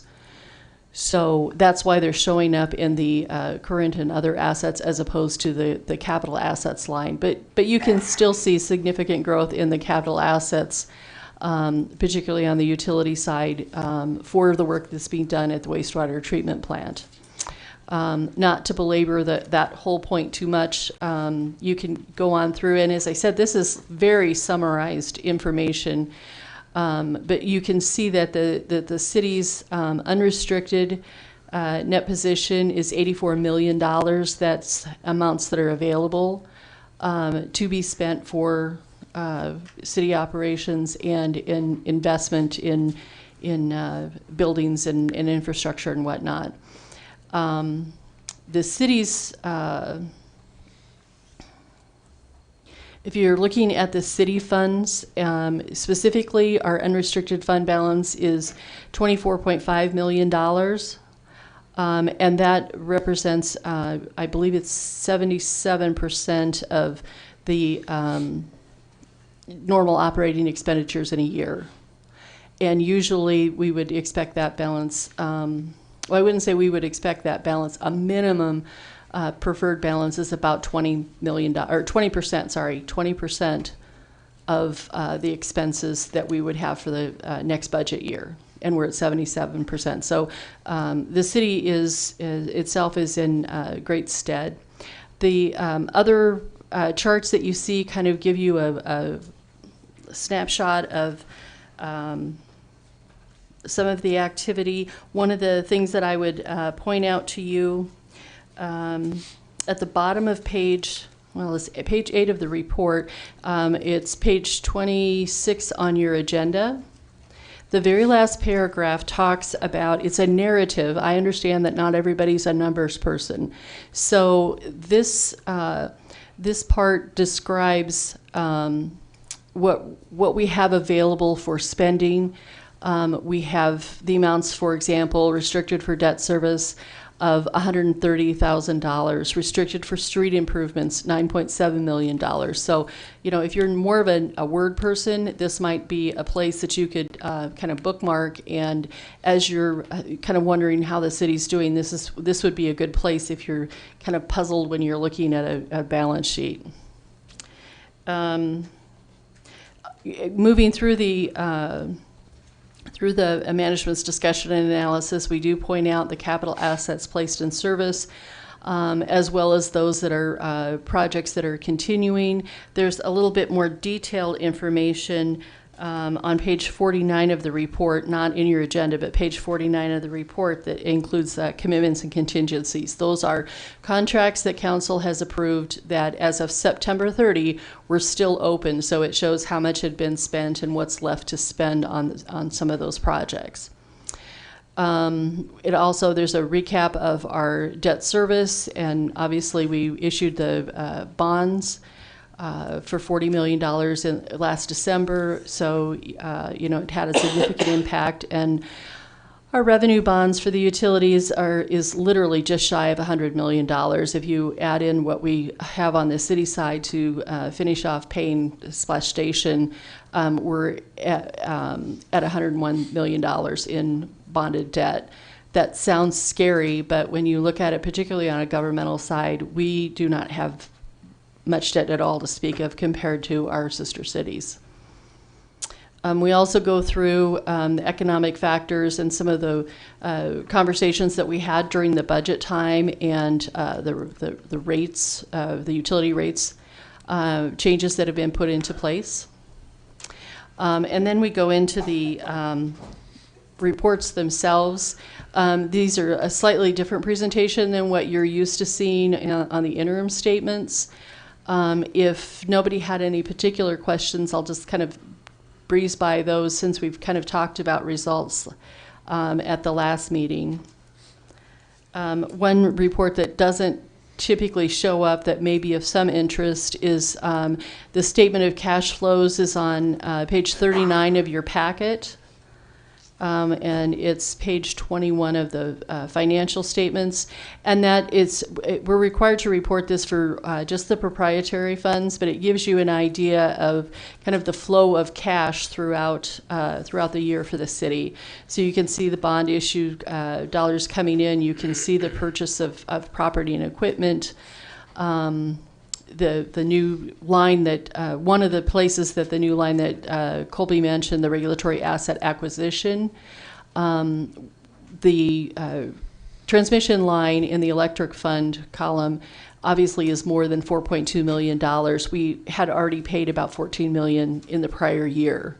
This is just the activity for the 2019 fiscal year. On page 41 of your packet, or page 23 of the report, is an index of footnotes. So if you kind of have an idea of what you want to look for or questions that you might have, there's an index, sorry, that's the word that I want, an index to get you to the right page. Some of the other footnotes that I thought you might find interesting, we're often asked which side, government funds, utility funds, because they aren't the same people. Ratepayers are not necessarily taxpayers and vice versa. So questions that people have over who's paying for this or where are we spending this from?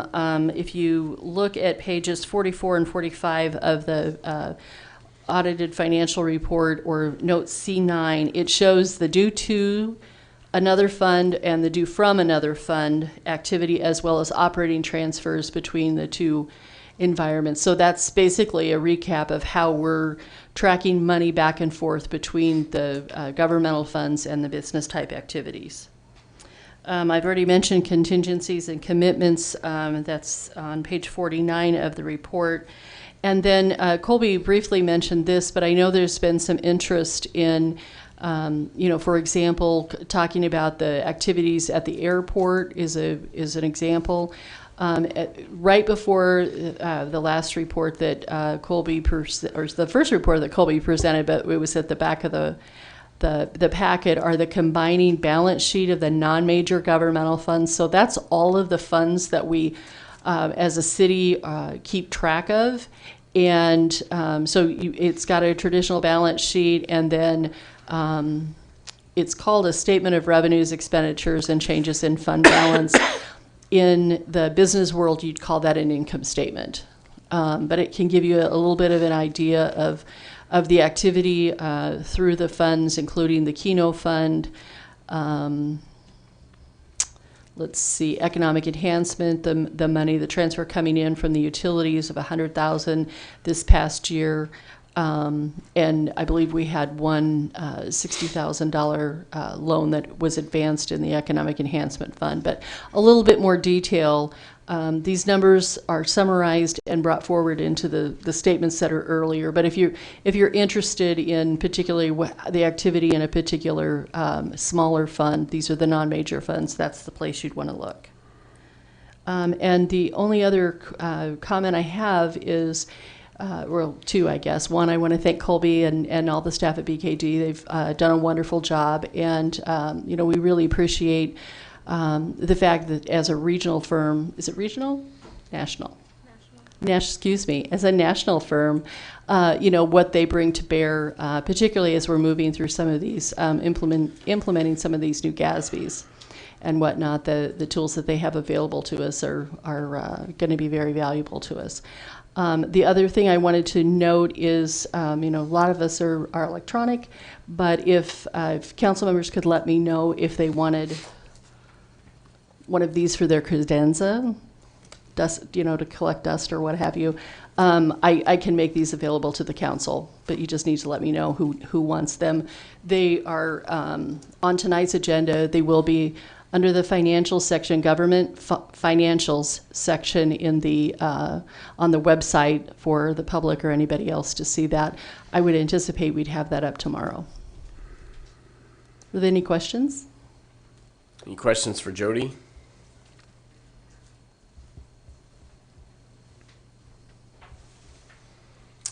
I want to thank Jody and her team and BKD for all the work they did to get through the audit and get through this process, and appreciate everything that's been done as we move forward. Any comments from the public? Comments from council? I would take a motion in regards to receiving the audit report. Councilman Yerger. I make a motion to receive the audit report. Councilmember McLean. I will second that. Cast your votes.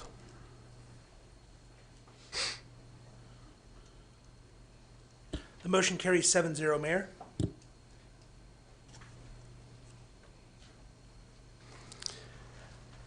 Item 6, Resolution 2020-054 to allow child care facility on property located at 749 North Williams Street. This time we'll have staff report. Good evening, Mayor, members of the City Council. Jennifer Dam, Planning Director. This is a request for a conditional use permit for a child care center at 749 North William. It is an expansion of an existing child care facility that is in the strip mall that's just adjacent to the south. I don't know if the applicant is here tonight. But they will be talking about, or they did discuss at Planning Commission, that the two facilities will be segregated by age.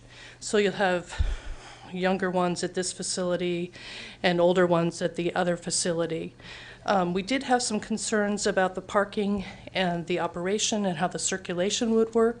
So as you look at the staff report and the conditions, you'll see that they do have a contract with Sam Heineman, who is the owner of this property, as well as the property down the street, and that's where staff will be required to park. He said that they will have a transport service for staff to go back and forth between the facilities if that is needed. And we did add conditions that the Planning Commission review this on an annual basis to make sure that there aren't problems with parking and congestion, and to make sure that it is operating smoothly. Other than that, I'd be happy to answer any questions. Any questions for staff? Councilmember Jacobus. You had said that this was adjacent, so the existing daycare is immediately to the south, just in the very next lot to the south? No, it's in the strip center that How is far away? southwest of this, probably about 600 feet in that strip So it's center. 2 city blocks away? Right. So it's not really adjacent. I mean, adjacent would be next to.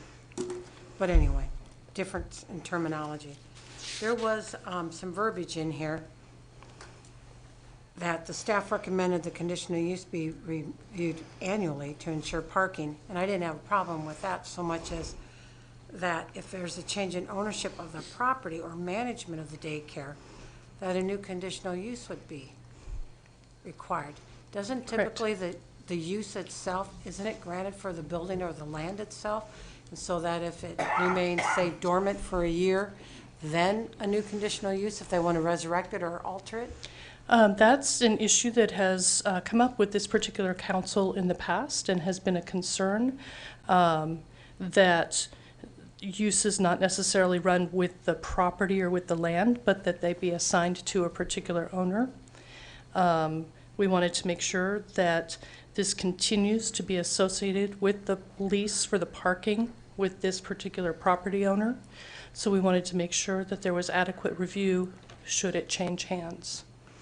Well, I guess there must be a better way to change. I wouldn't think that if I decided to buy out a daycare that I have to go back through this process because the owner may not have changed, but the management could change in the daycare. So suddenly, this is saying a change in ownership of the property or management of the daycare will Correct. require a new conditional use. And that again, seems odd. if it goes back through the process, it provides it with the additional, provides the Planning Commission and Council with the opportunity for additional review to ensure that the operating plan of the new owner or the new manager is consistent with the goals of the Planning Commission and the City Council.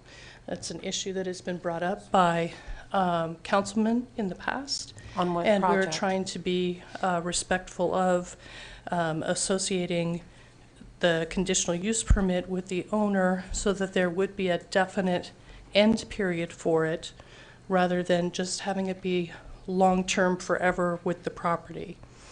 On what project did we have issue with that?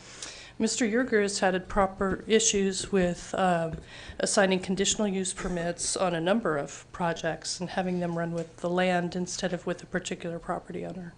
Well, typically conditional uses are for the land or the use of the building. It isn't for a particular owner because we can't say who's going to own it. You can do it either way.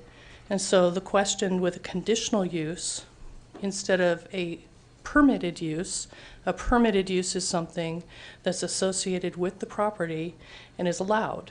A conditional use is a use that places additional conditions on it. In this particular case, where because of the distance between the two daycares and the parking concerns, we're limiting that to ensure that there aren't concerns later in the future if ownership or management changes. Where did the church park at? This was a church at one time prior to this. Where did they park? Yes, this is, it was a non-conforming use. A church was previously a permitted use, so they must have parked on the street. But that's irrelevant when you're looking at a conditional use for a daycare for a different use. You have to address the parking differently. I was just curious, 'cause it didn't appear like there was adequate parking on the site itself. Well, exactly. And that's part of our concern. We wanted to make sure that there was adequate drop-off parking as well as adequate parking for staff. I'm not taking issue with revisiting this for parking to make sure there's no issues with parking in the future and revisit it in a year.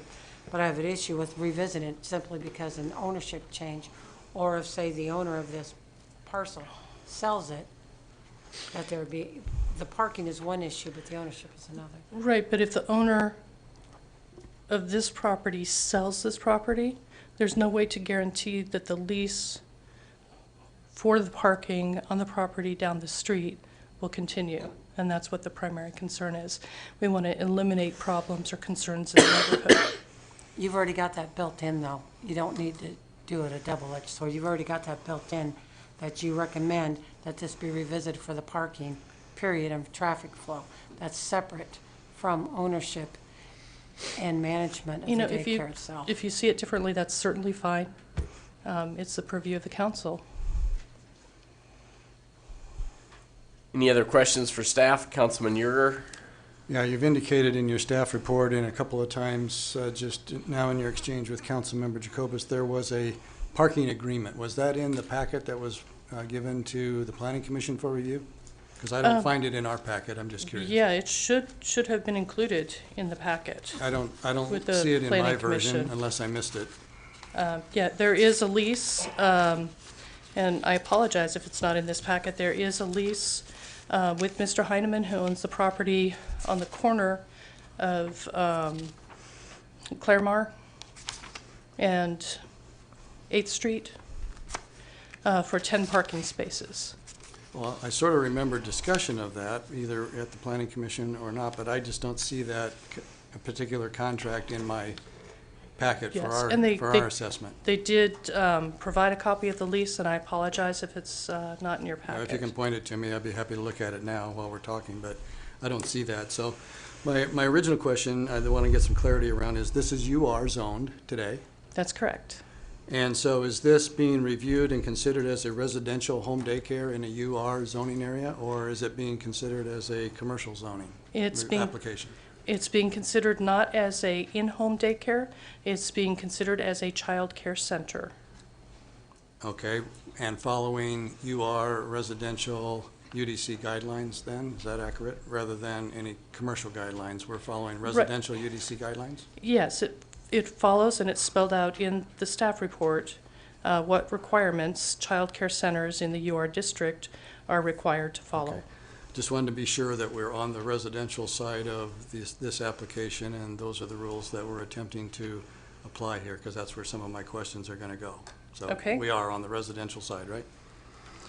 Okay, so it looks like on the diagrams, there's an area that might be designated, I assume, as outside play area. Is that accurate? Correct.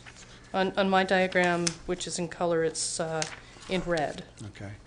It looks to me, I think it's the first diagram in our packet anyway, and I don't know for sure what page it's on at this juncture, but it looks like the fencing, this particular building sits diagonally across the lot, and the northernmost west side of that basically borders the alley.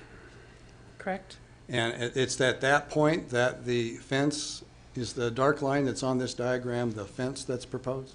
Correct. Here, I can show you. So it comes off the corner of the building, runs north 25 foot from 8th Street, and then Comes across up. the front? And like this, it's behind what would be the front yard setback on 8th Street. Okay. And I'm curious then, if that's the case, what your findings were relative to the fencing requirements under the UDC, given the fact that those just got modified Right, a few months ago. And does this comport with what those are with regards to, it looks like, having fencing in the front yard? It's outside of the front yard setback, right? So it's outside of the front yard requirement, and they can have a fence that's not a chain link fence. It could be 42 inches in height, and it has to be 50% opaque.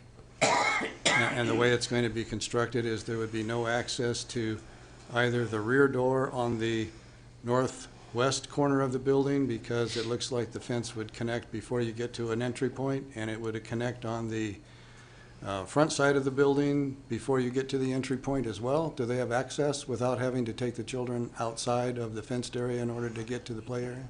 I'm not entirely certain if where the doors are on these sides of the building. There are a lot of places where you walk outside and then to a play area without going directly into a fenced area. It's so close that I don't see that as a particular issue. It's not a requirement that they have It's not a access from a requirement. gated entry point from the No, it's building not. to have access for their children? The off-street parking is one that gave me some issue, and I know you said there's an agreement, which we didn't see, I don't think. But the stalls that are listed on this diagram, in my opinion, at least as I look at the diagram, sort of change the character of this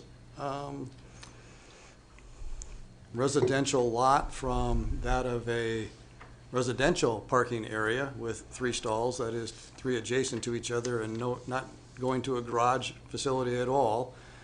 So you have 2 regular stalls and a handicap parking, which gives the era of this is commercial. Yet it's not, because it's in UR residential, and I'm wondering what your thoughts were relative to, that's a proper design for a residential UR area when it comes to off-street parking. Right, this was originally developed as a house, and it's developed awkwardly, as you can see on the lot. Definitely. There is a need for drop-off and pick-up stalls that are off the street for children in a daycare. Parking is allowed on a driveway in a residential area. So if this were ever converted back to a house, this is where the driveway would be allowed. This is really kind of a mixed area. There are commercial uses, townhouse uses, and residential uses all right within this area. There's a church immediately across the street that used to be a daycare. So having similar type uses immediately across the street from each other, I don't believe that this takes away from the character of the neighborhood at all. Even the businesses and the apartments that are to the west of this don't have off-street parking on their, what would be at least considered partially their side yard or front yard, do they?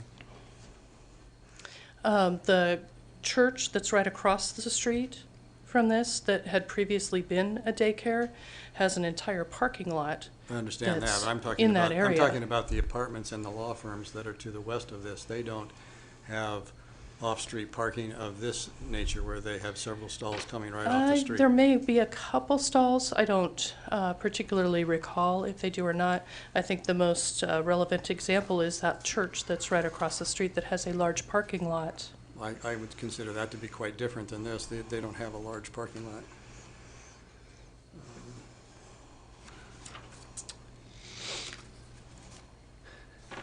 For now, that's all. Any other questions for staff? We'll open the public hearing.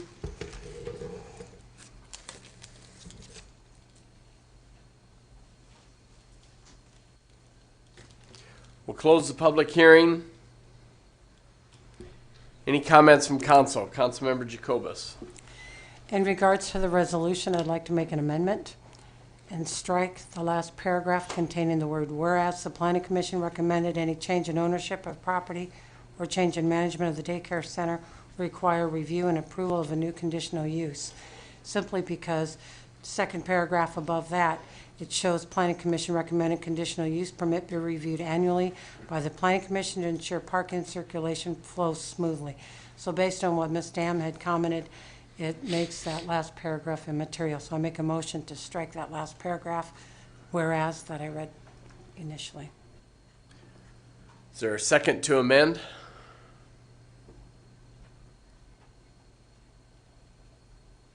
Councilman Yerger, I'll second. cast your votes.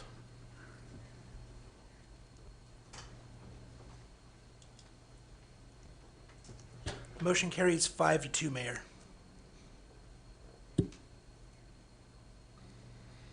Any other comments from council? Councilman Yerger?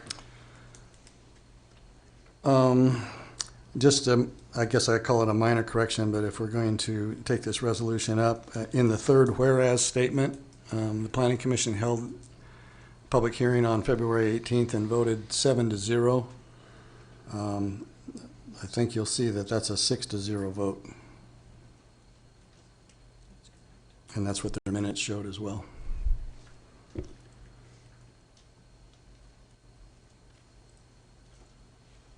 So my motion would be to correct that.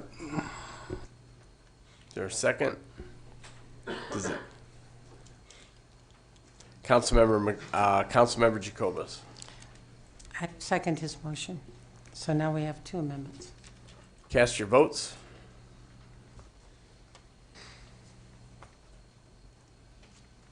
The motion carries 7-0, Mayor.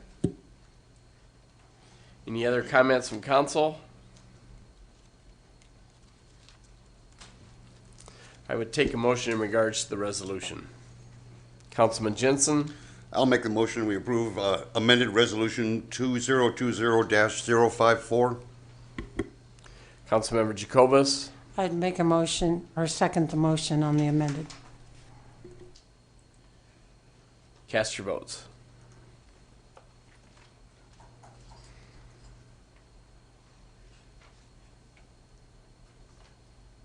Motion carries 5-1 with one abstention, Mayor.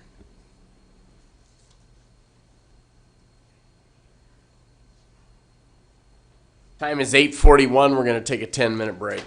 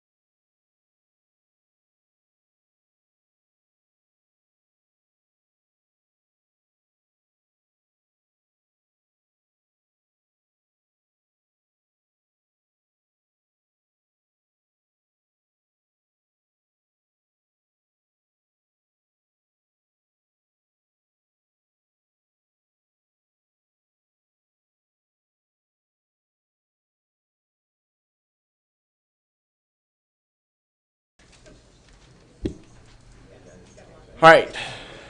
Time is 8:52. We'll begin with item number 7, Ordinance 5528 for a change of zone from R rural to PD plan development for property commonly known as Blue Stem Commons. This would be for the first reading. At this time, we'll have staff report. Good evening, Mayor, members of the City Council. Jennifer Dam, Planning Director. This is a proposal for the Blue Stem Commons planned development. It is a resubmittal. Previously, a version came through the Planning Commission, came up to City Council, but then was deferred. They have since redesigned and resubmitted it. The proposal it is really actually more innovative than the first proposal was, in that it's mixed use.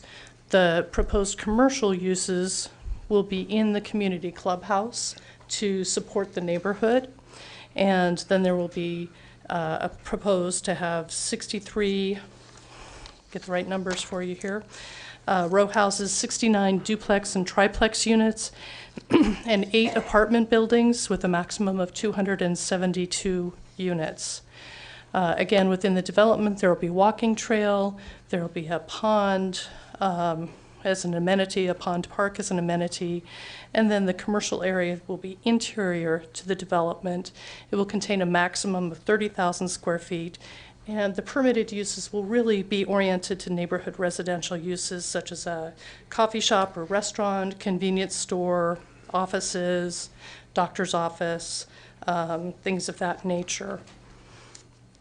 Anything that is listed as a conditional use in the commercial area would require additional review by the Planning Commission and the City Council before that would be allowed to move forward.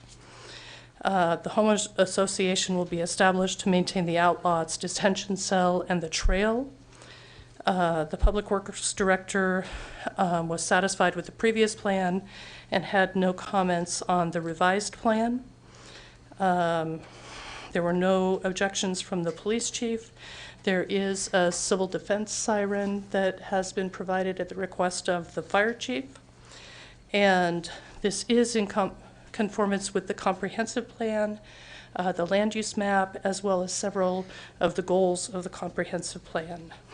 The comprehensive plan shows the area as a future residential land use. The comprehensive plan doesn't specifically show colors on the future land use map for suburban village type developments, but it talks extensively about the development of urban village and smaller neighborhood commercial mixed use villages, which the commercial area that's in the center of this will satisfy. The comprehensive plan also talks about pre-zoning and developing areas to the north and to the east of the US 30 bypass and 23rd Street interchange to encourage multiple housing opportunities for higher density options, for more efficient land use and the preservation of open space. It promotes affordable housing development. It allows the city to grow contiguously and manage the efficiency of public services and municipal infrastructure. It contains a street, sidewalk, and trail system. It does promote walking and biking within the neighborhood, and it's consistent with the comprehensive plan with policies regarding to the preservation of street, block, and school patterns. I could go into more detail, but I won't because it's a long night. I'd be happy to answer any questions. Any questions for staff?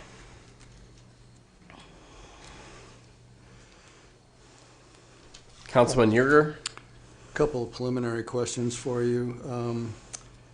You indicated that there's a 30,000 square foot clubhouse in this. Between 50 and 30,000 square feet. Okay, I didn't see that on any of the drawings. That's information that you have, or maybe I just needed to add it up for myself. Yeah, it's in the center of the drawing. So the clubhouse is this area right here. Yeah, I see it on there. Maybe I just can't read the square footage. It says clubhouse building. Yeah, it says the clubhouse building. So if it's one floor, it'll be 15,000 square feet. If they decide to build a 2-story building, it would be the 30,000 square feet and still meet the same floor area requirements. Only reason I'm asking is that in addition, in your staff report, you said there's an agreement for a plan development that will be required. There's a project narrative in our packet, and there Right. will be a there will be another agreement as well? Yeah, at the some point? narrative, it outlines the uses and the setbacks and thus that are proposed for this. We will have a separate agreement. It was just submitted to us, and it's something that the council will act on when you have the third reading of this. Okay. A preliminary plat and final plat are following. They'll be on the Monday Planning Commission meeting, and then this would all come together at the same time when you have third reading on the plan development. I'm curious, in the packet originally that was provided to council, there was information associated with Gallery 23's documentation. I didn't know if that was in there for sample and it was later pulled. I can speak to that. When I was helping draft the ordinance for this item, and I used a Gallery 23 ordinance from 2017 that was just for and so I accidentally included that in the packet in error. Okay. So it wasn't for any particular reference or purpose, it was just... Right. Yeah, I was going out of town last week. I had 2 presentations at the NPCA conference, and staff reports were due right as I was leaving. So thank you, Tyler, for covering for me. Thanks. Any other questions for staff? This time we'll have the applicant come forward.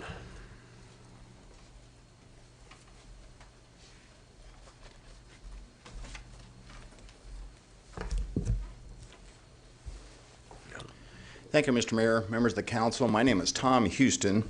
My address is 233 South 13th Street, Suite 1900 in Lincoln. Appearing before you tonight on behalf of Hoppy & Sons, the developer of Bluestem Commons. The only item on your agenda tonight is the change of zone for the 34 acres from the rural zoning classification to the planned development PD classification.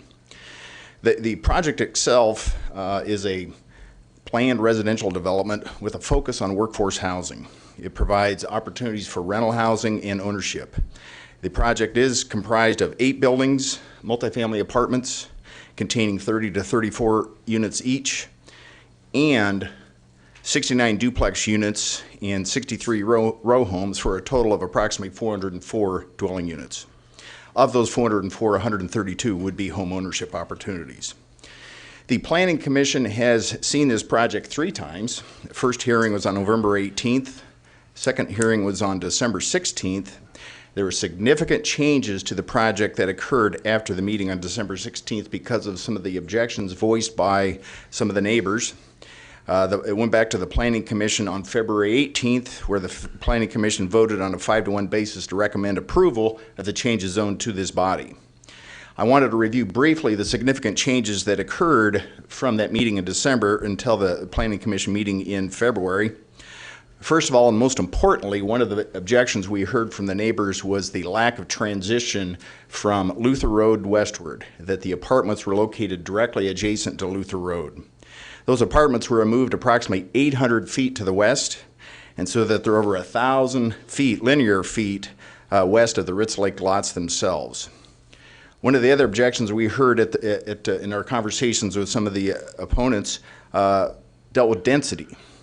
So one of the things that occurred to the site plan prior to the February meeting was that all the commercial development at the northeast corner of this property was removed. That large commercial development significantly affects and decreases the amount of traffic that would be generated by the project, and that commercial area was really converted to additional single-family home ownership opportunity.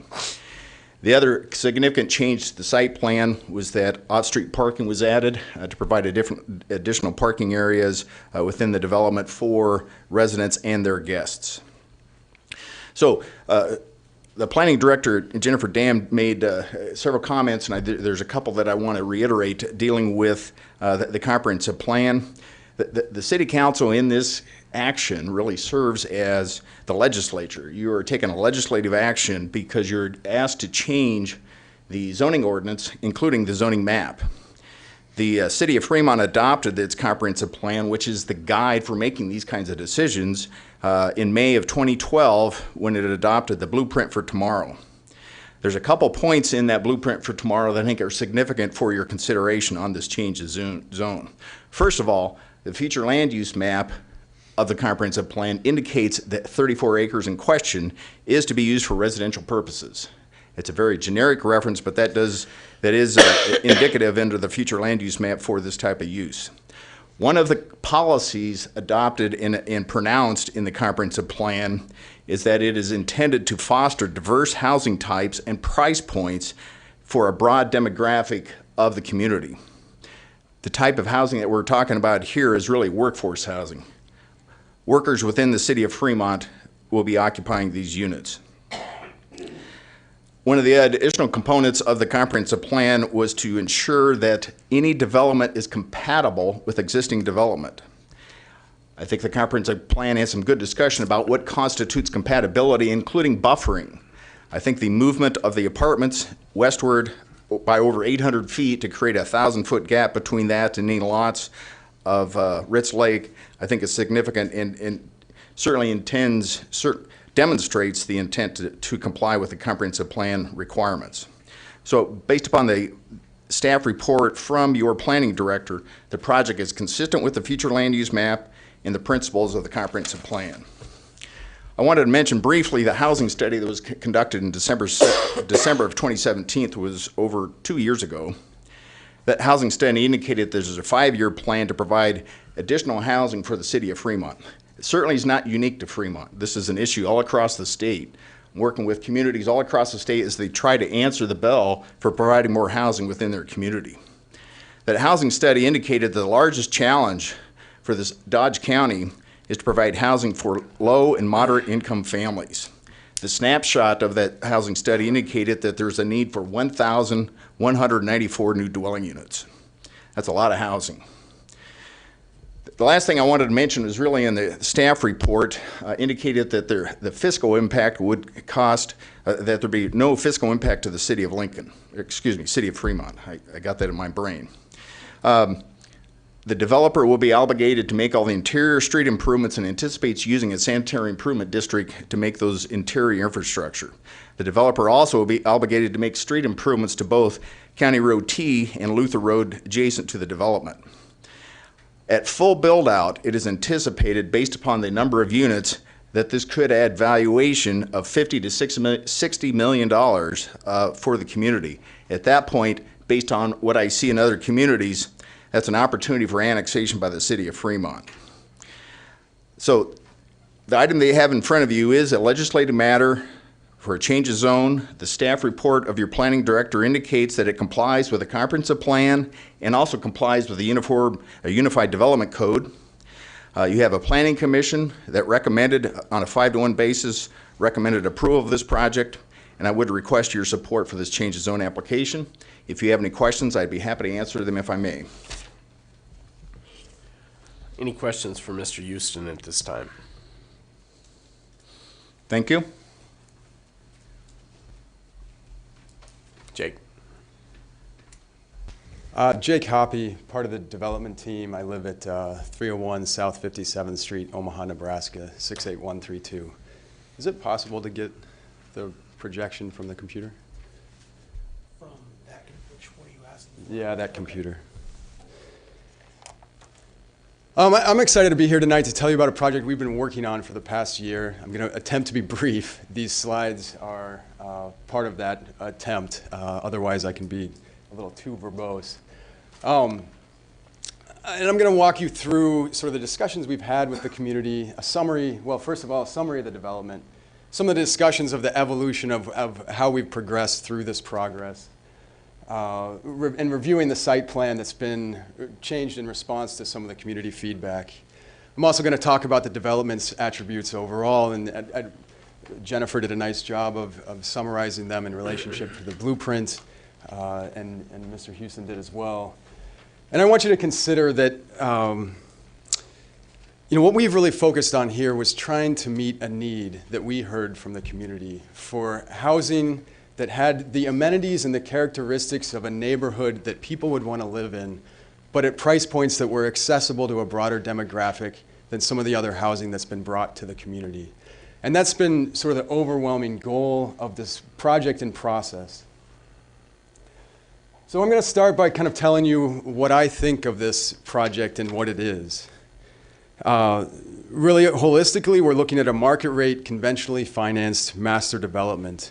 Again, oriented to entry-level homebuyers and renters, presenting ownership and rental opportunities that will be built out over a 5 to 10 year period. All of these units will not go up overnight. It's a multi-product neighborhood with multifamily and various types of single-family attached homes with supportive amenities that are commonly found just in high-end developments. We have requested planned development zoning, principally because we considered this as a holistic design where if we piecemealed the zoning and we didn't get some portion, then it kind of didn't make the whole project work. We think of this as an exciting location to put this development.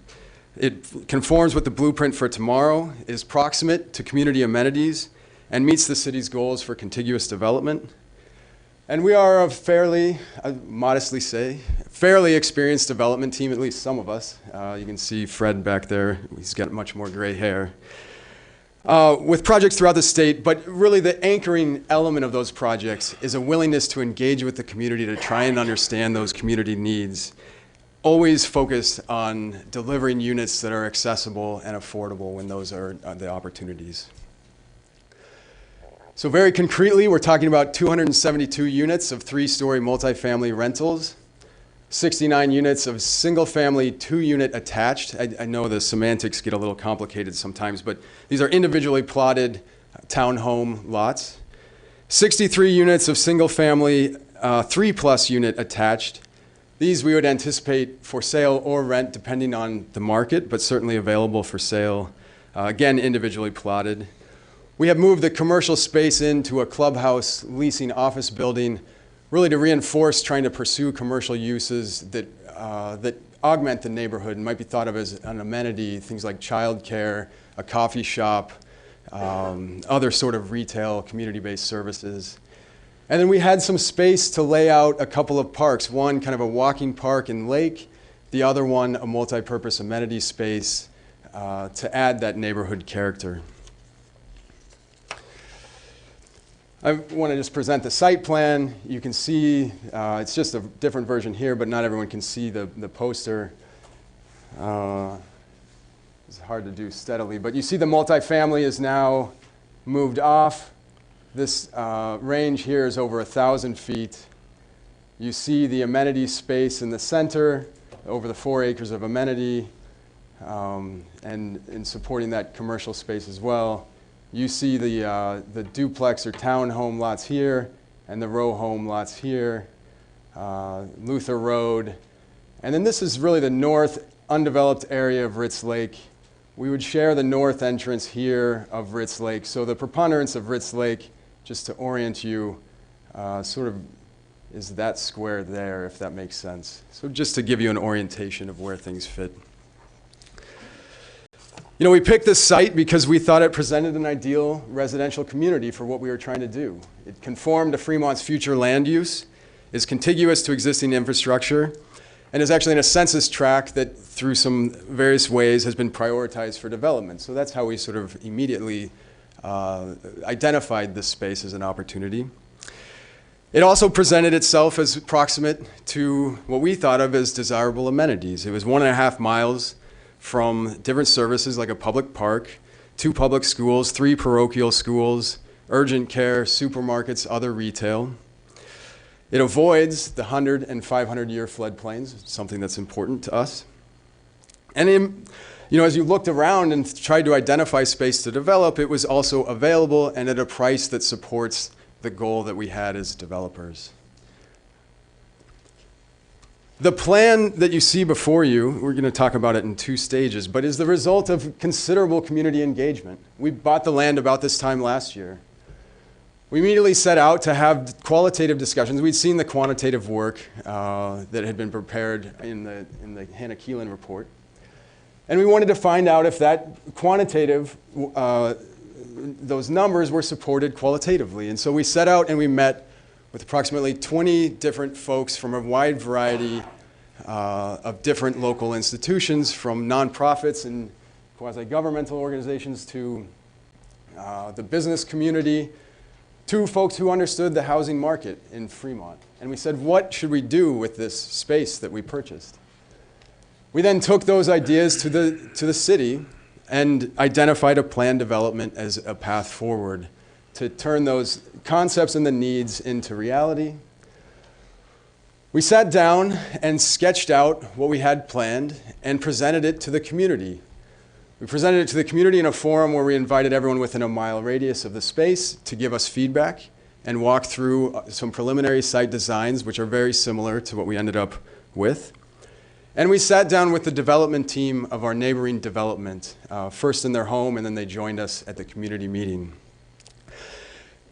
Because we didn't receive any concerns at any of that engagement, any substantive concerns, and we received no concerns from our neighboring developer, we proceeded to turn that concept into a site design, which we took through the rest of the planning process. At the Planning Commission, they identified some concerns that they had. And while we could have pursued coming to the council, we decided to take a step back, analyze the concerns they raised, again re-engage with the neighboring development team who had opposed us at Planning Commission, and speak to a few more community members. And we identified some ways that we could adjust the site that we thought would meet their needs and also maintain the fundamental character of the site and the goals we were going for.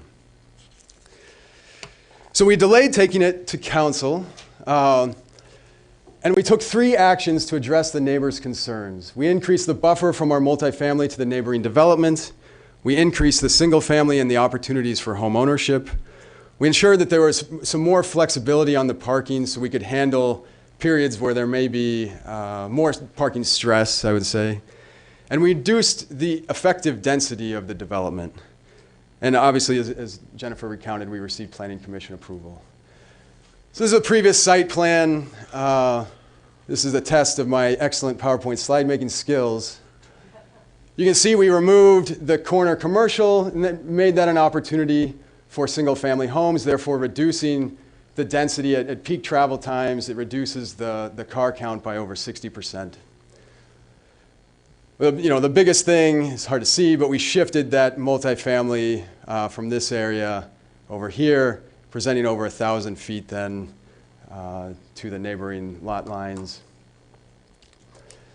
We moved some of that commercial space, a little bit of that commercial space, because we thought it was great for the character of the neighborhood into the amenity space. We will be pursuing childcare, coffee shop, as we mentioned. And then lastly, this is very hard to see, but the new site design presents a lot of street level parking. So where we had a 2-to-1 parking spots per door ratio in excess of the requirements, we now have some pretty easy spots for street parking that can accommodate 100+ cars in certain periods of stress. So as we heard, the proposal is consistent with the comprehensive plan. I won't spend a lot of time on this because others have. But I do think it is interesting to note that the comprehensive plan called for pre-zoning this area for development to encourage multiple housing types, offering higher density housing options, more efficient land use and preservation of open space. And I think we've really accomplished that in the design that we present to you. So my summary, and you've been waiting for my summary and conclusions, I'm sure, but I'll take you through those quickly. This really has been the result of a thoughtful process and community engagement. We've redesigned it at the last hour, not the last hour, but late in the process, later than we would have liked to have had we had feedback earlier, to ensure that there was a transition, there were increased opportunities for ownership, that we could take away parking as a concern, and we could reduce that effective density. Again, consistent with the Fremont Comprehensive Plan, consistent with prior approvals from council or our perception of them, certainly. And it's considerate of our neighbors' concerns in acknowledgement that their project is sold as proximate to Fremont. I'm going to go off script for a moment, which is always dangerous. But I understand that there are some invited guests here tonight, and some might consider their presence an effort to intimidate, or certainly the result has been a silencing of some of the discussion that we would have otherwise had about this development. And I just want to contrast that to what we consider to have run as an open and transparent process. We have reached out to many members of the community. We have reached out to you as council to be able to have a discussion about how what we've presented meets or does not meet the needs of the community. And so I wonder if sort of bringing these different voices and experts, not that the voices are bad, I guess I'm thinking more of some of those other sort of paid invited guests, who really are a different version of saying, not in my backyard, and are saying that they want to dictate. One wonders if one is trying to dictate what sort of development is appropriate for Fremont. We are committed to being a good neighborhood. We are committed to being a good neighbor to the Ritz Lake development. And I know that will be borne out in a long period of time in which we will be neighbors. I am also committed to making sure that this development serves the needs that we heard in our many community conversations and hits the price points that we have time and again understood to be the price points that Fremont is lacking. And even with additional development that has come in and been... Any questions for the applicant from council at this time?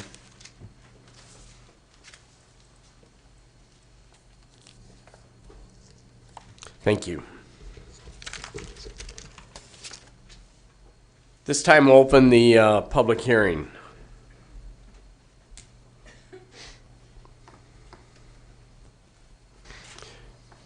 Y'all have 4 minutes. That's it?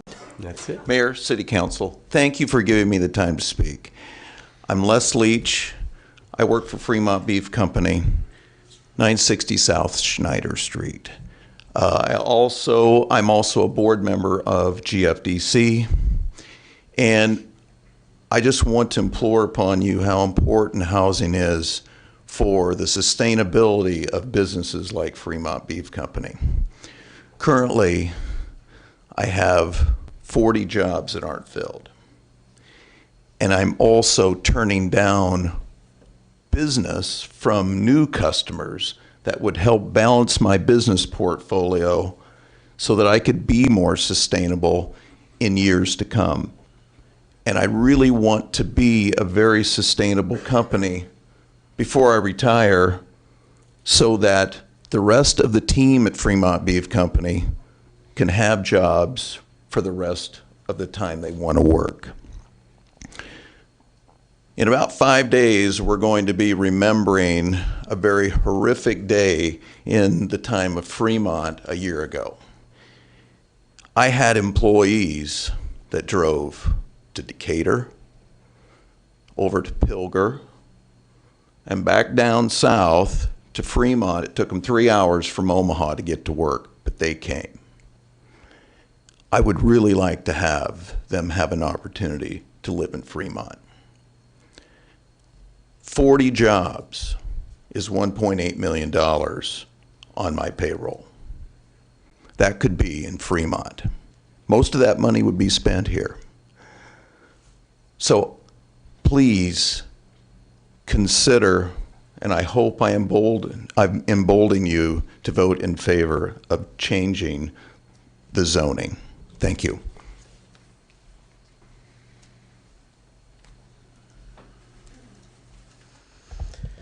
Good evening, City Council and Mayor. My name's Gary Clark, President, CEO of Greater Fremont Development Council. Just want to speak briefly about Mr. Fred Hoppe and the work he's done. I first came across Fred Hoppe while working at NIFA many years ago.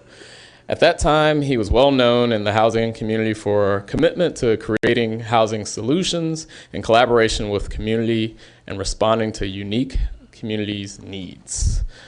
He was nominated by the state of Nebraska for a national award for a housing project that made use of dilapidated Naval Depot and transformed it into a community that mixes housing with townhomes for sale, apartments for rent, converting over 18 acres into a neighborhood park with walking trails, sports courts, and playgrounds. He worked with 2 communities to invent a novel financing structure that allows families to purchase homes with no money down and receive the benefit of their annual tax payment. In Grand Island, he renovated a dilapidated school into apartments and rehabilitated the old theater into a community center. And in another similar project, he embedded a child care facility park into a small apartment complex. I think we see this creativity in what he has presented to the community today. It responds to our needs for affordable or workforce housing, but in addition, it creates a neighborhood with a unique identity where people will want to live.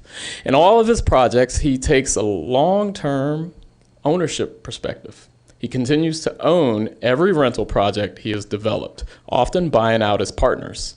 Based on Fred Hoppy's track record as a leading innovator in Nebraska housing, a no vote is like Paris or Rome saying no to Leonardo da Vinci, no to Michelangelo, country music saying no to George Strait or Johnny Cash, a simple theater community rejecting a Shakespearean opportunity. Imagine Fremont saying no to Union Pacific Railroad or no to the first set of Fremont home builders. Simply put, when an innovator desires to help remedy a critical need in your community by following the state statute and the checklist from your amazing city staff, a yes vote is the only vote that makes sense. He engages with the community at the beginning and throughout the process, and their development team has met with the community from schools, the YMCA, the employers, neighbors, to make sure what they design meets Fremont's needs. I am confident that Fred will build a great neighborhood and product for our community as well. Thank you. Thank you. Any other public comment?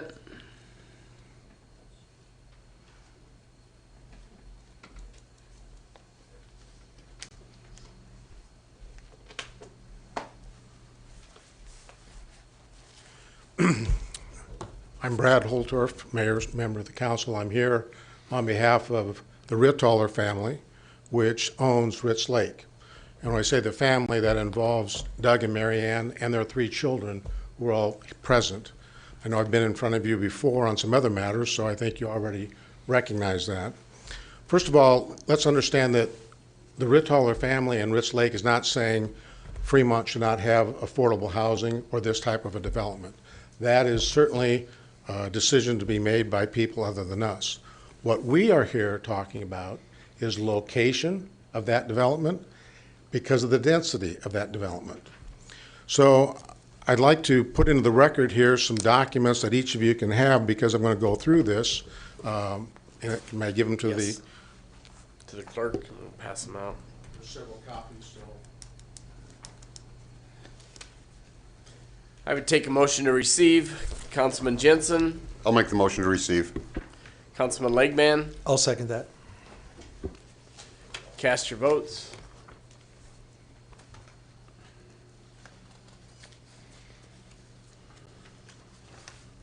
Motion carries 7-0, Mayor.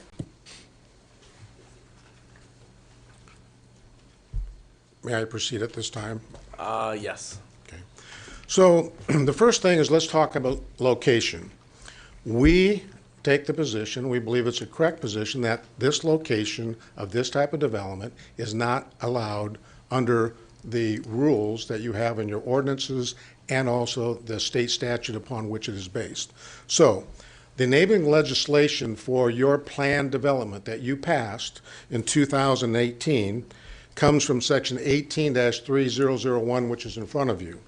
And that says that a city ordinance authorizing planned unit developments shall, and I concentrate shall because that is what they require, not may, establish criteria to ensure that the land use of the activity proposed through a planned unit development shall be compatible with the adjacent uses of land and be in accordance with the comprehensive plan. So we don't dispute that that land out there should be residential and that's what your plan shows in the future, but the question is what kind of residential development?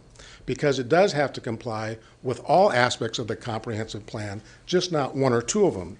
So when you go to your comprehensive plan that was adopted May 29, 2012, 4.11 says affordable housing developments shall be located near areas with the highest level of public and private sector services. This simply is not the case. There are no public services out there, and this is your comprehensive plan.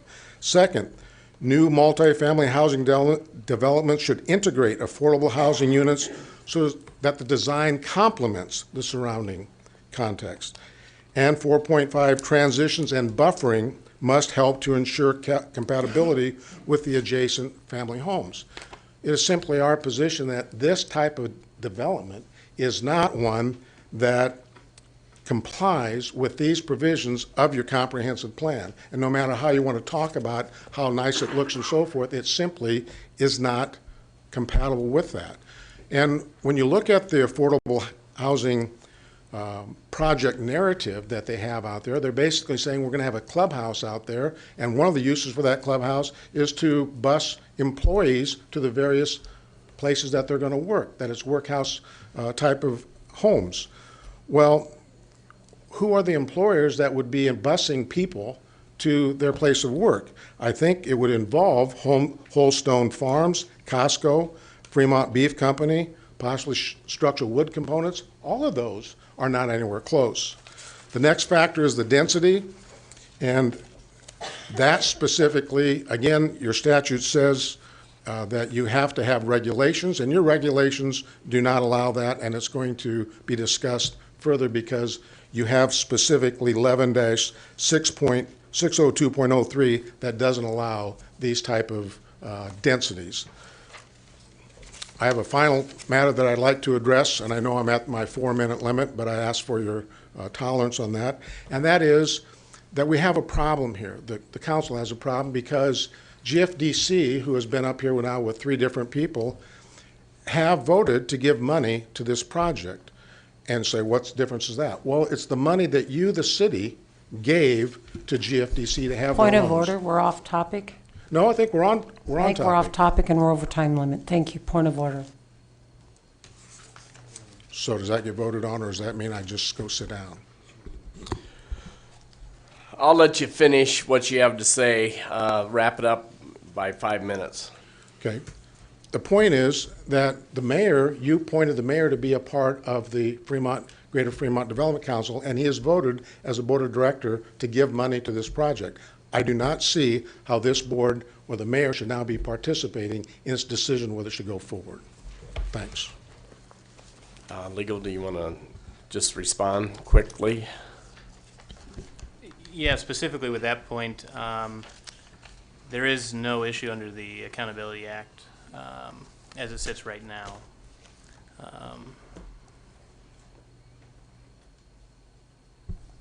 That's it. Thank you.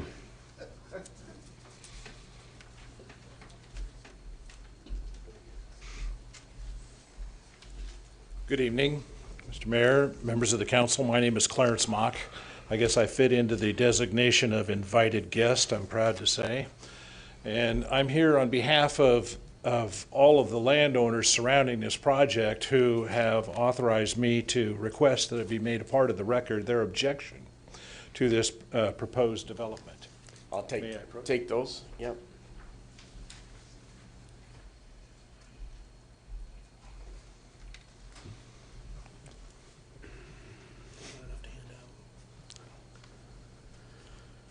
We'll just pass them down, pass one way, pass one the other way. I'll take a motion to receive.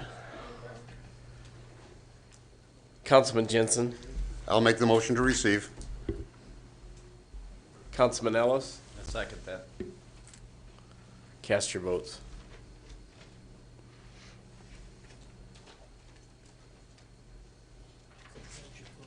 Councilmember Jacobus, please. Motion carries 7-0 to receive, Mayor. You can proceed. These landowners that I represent and others associated with them, unlike some of the previous presenters, they don't see frozen music when they look at this plan. They see a plan that doesn't comply and is not in accordance with your comprehensive plan. and it's in the wrong location, and it has specific problems with it that have not been addressed. First of all, the 20% of the owners here that you have had admitted into the record here causes some practical effects on your decision here on this project.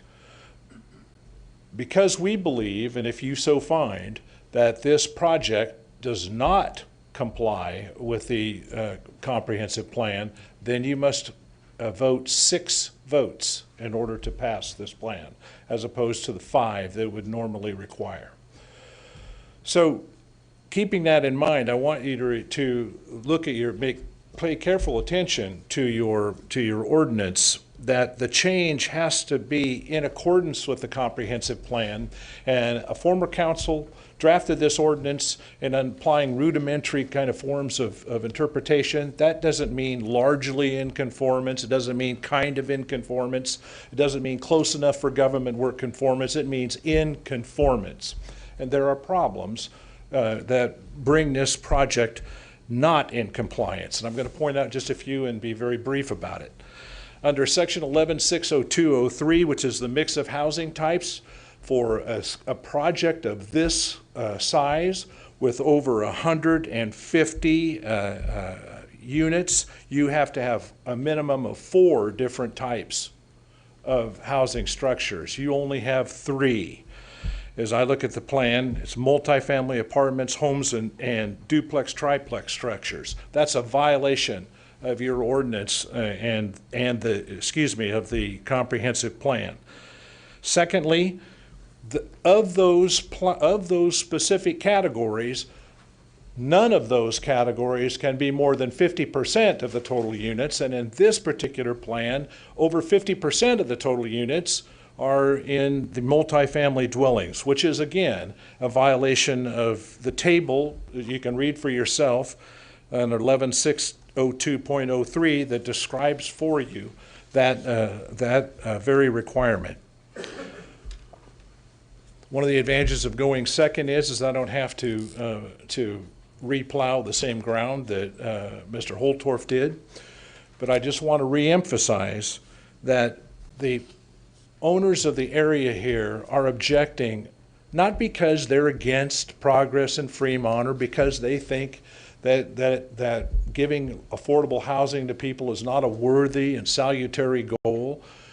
And it's not about not in my backyard. It's that this particular development doesn't comply with the rules. And if there's any group in this society and in this community that should comply with the rules, it ought to be this body. And we don't think that this particular project complies with those rules. And we are particularly concerned about safety aspects of the of being close as the comprehensive plan requires. I'll have to ask you to wrap it up here. The highest level of public-private sector services, and 1.5 miles is not what what this ordinance in its text and its previous intention requires. And in this particular case, they're way far away. And you have to wonder, and I'll close with this, you have to wonder about who's going to be the first victim that is hit by traffic walking on either side of Luther Road coming towards this 1.5 mile distance that they're going to have to traverse to go to what should be much closer. So thank you very much. I appreciate your attention.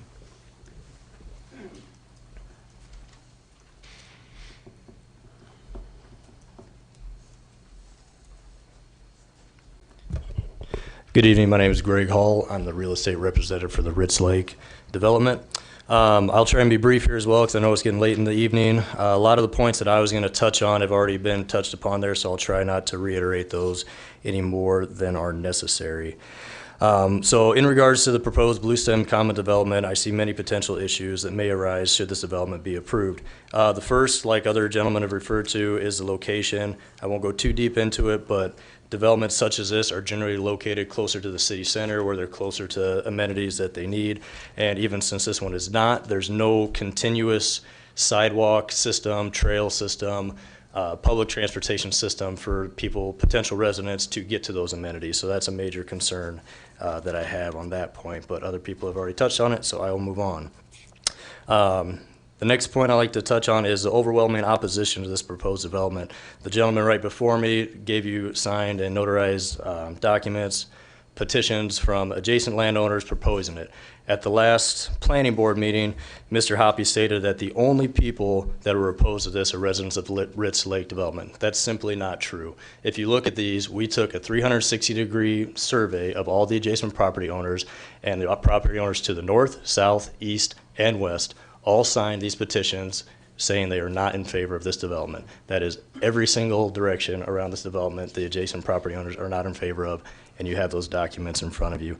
The gentleman in front of me alluded to the fact that 20% is needed for the 3/4 majority vote. I would like to point out that there are 12 properties within the 300-foot limit. We got signed designated notarized statements from 11 of them, so we're well over 90% of that. The only one we didn't get is a parcel number where the landowners reside in Phoenix, Arizona, so they're not in favor of it. We just couldn't reach them for comment. Moving forward. The next point I'd like to make is there is no need for this amount of housing. A claim was made earlier that there's a need for 1,100 new housing units in the next 5 years.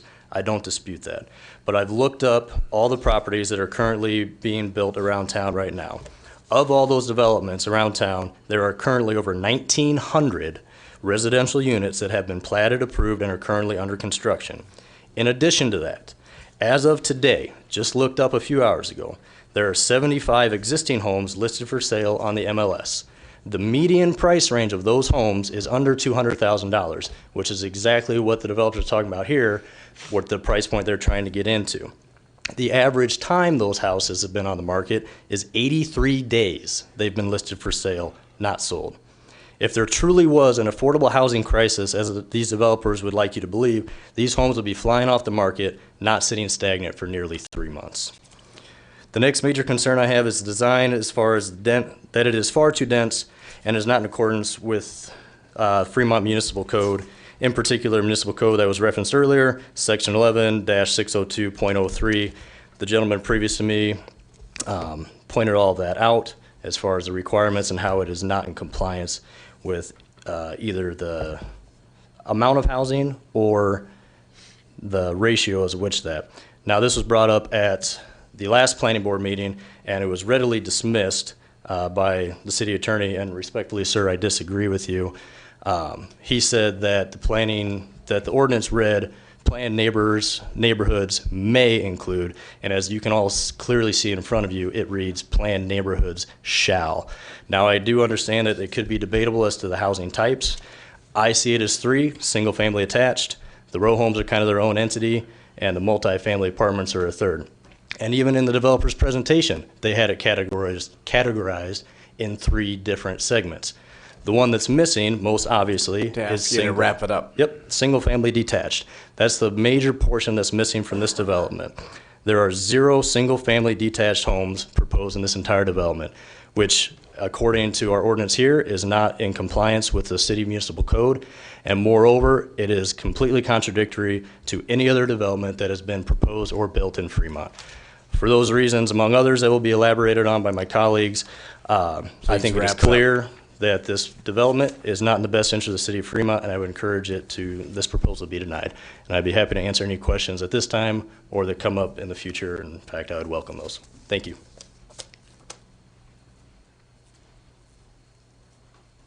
Mayor and Council, Don Eichmeyer, 17133 Western Circle, Omaha. Apparently, I'm one of the invited paid guests that are here to intimidate you. I do not believe I'm in that category.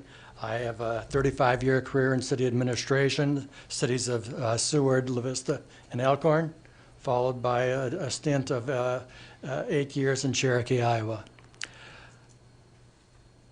as I was asked to consider participating in concerns being expressed about Blue Stems Commons, I indicated immediately that I would not participate in not in my backyard discussion. I would look at planning and zoning issues. And I understand tonight, as it's been described by your planning director, that you are being asked to rezone tonight, but that you have subdivision, preliminary plat, and final plat to go forward. At some point in time, I hope you have a subdivision agreement that defines who pays for what costs to consider in front of you. And my statement to you is acting tonight on this issue is very premature until such time as you have the information that's going to say what improvements are going to be made to connect this development to the community of City of Fremont that's now a half-mile away, until you have how the children of these workers, which I assume they're all going to have 1, 2, or 3 kids, are going to commute to town, to school, to playgrounds, to the pool. Walking down Luther Road as they would have to do today is not a attractive basis. You do not have any information in front of you tonight that can tell you that that won't happen. No trail is being proposed from the southeast corner of this subdivision, this proposed subdivision, to your corporate limits or to 23rd Street. There's 3 concerns, and I'll go through them as briefly as I can. Location in relationship to its density. You're a half-mile out of town. You are asking for a planned development that mirrors your urban residential zoning district as far as the standards for housing density. There's a need for those. There's no question about that. But putting that a half-mile out of town on the opposite side of town as your employment centers, on the opposite, or halfway out from the town as it relates to your playground, your major pool complex facilities, and significant distance from elementary schools is not a smart thing to do. If there are options, you ought to be looking at those. My client has indicated an interest in finding another location for this development, and they have met to do so. They come up with objections to the proposal that they gave them. But there is other land out there that I think could be considered if given the time and the serious consideration. Your planning director said to the Planning Commission in its December report, and I quote, "The overall design of the proposed planning development provides alternative housing types with amenities to appeal to a broad section of the Fremont market." I have to ask you, what amenities? You have streets, you have sidewalks and curbs internally. You have a trail that is proposed to surround a stormwater lagoon. I'll have to ask you to wrap it up. You have a text that says the developer may consider a pool. I've been only on the other side of this desk. I've never sat at this table on the other side of a city council prior. I know the difficulties and the challenges you have, and there are pro arguments and there's con arguments, and all good decisions you make. Please wrap it up. I only ask you one thing. Affordable housing is necessary. However, affordable housing built in the wrong location or built without amenities is only trading one set of problems for another. Thank you for your time. I would be glad to answer questions now or later.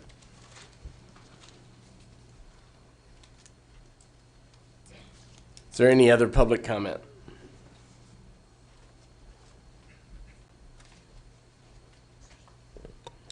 Hi, my name is Diane Mallett, and I am a manager at Structural Component Systems, address 1255 Front Street here in Fremont.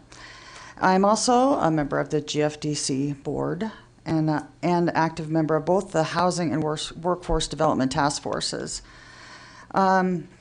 SCS, we're one of Fremont's largest employers. We have currently 440 employees, and we have 30 openings. And I'll echo kind of what Les Leach mentioned about the housing shortage in relation to our employment. Because a few months ago, we had 50 openings, so we're getting a little bit better. About 90% of our employees live right here in Fremont, and our annual payroll is $13.25 million. And if you multiply that times 7, our annual impact on the community is roughly $100 million to this community. But because of the housing crunch, many of our workers are commuting as far as Columbus, Council Bluffs, and Lincoln. And we've done our own statistics, and 78%, we have a 78% higher retention rate of employees when they live right here in Fremont. And I constantly have employees asking me to help them find homes, especially those that are making those long commutes. I just, actually, when I was in the back, I looked up how many homes in 150,000 or less that are currently listed in Fremont, and there are 18. That's not very many, and they do turn over fairly rapidly. Not compared to how many openings we have and how many people are looking for affordable housing here in Fremont. This project would provide needed workforce for housing for our employees and for the entire community, improve our retention rates, and enable us to fill those positions that we currently have opened, which is critical for our ability to grow in Fremont. But we're not alone. As I mentioned, I'm a member of the GFDC Workforce Task Force, and on behalf of that task force, I share a sentiment from the entire manufacturing and services sector that there is a severe labor shortage and directly associated with housing shortage here in Fremont. There are a lot of businesses expanding. Ours is one of them. And when you add Holstone, that's going to be adding 500 to 1,000 jobs, we are going to be needing more housing here in Fremont. And I also support this project because we are in the construction business, and we have partnered with the Hoppies on other developments outside of Fremont, and I'm going to attest that they are a top-notch developer. And lastly, I do want to make a note. I wanted to thank all of the city council members here present for supporting the business sector, supporting the manufacturing sector as you have, and support of bringing companies like Costco and supporting the expansion of Holstone Farms and our expansion. Our loan with the city will sunset here this summer, and proudly will be paying that off. And because of that, we doubled in size in those 5 years. So now we have, like I said, if we were fully staffed, we'd be at 470 employees. So now the next step is for you to help us to find homes for all those jobs that we've worked so hard to create. Thank you. Thank you. Any other comment?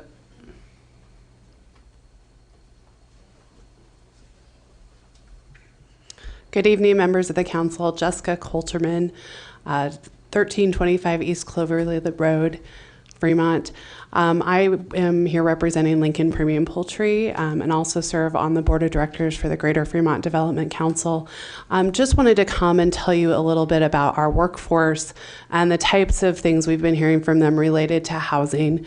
First of all, most all of our workforce was already here, but those who did move here, which I would say is about 2% at this point, that predominantly is the main thing I have heard from people is housing availability and housing cost. Just a lot of surprise that there wasn't more moderately priced housing available, readily available in this area.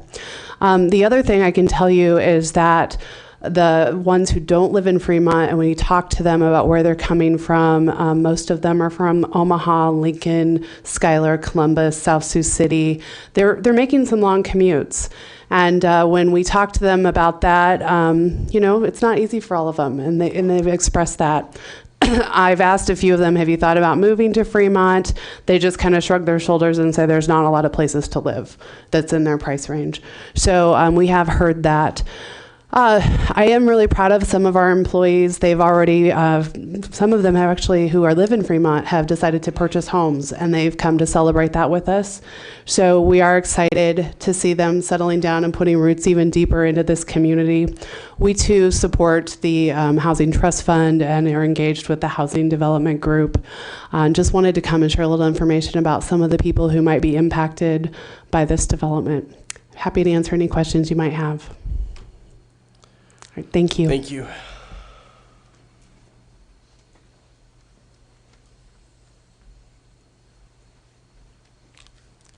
Mayor, council members, I'm Fred Hoppy, and I'm flattered by what Gary said about me and some of the others. But let me tell you a few things about where we're at.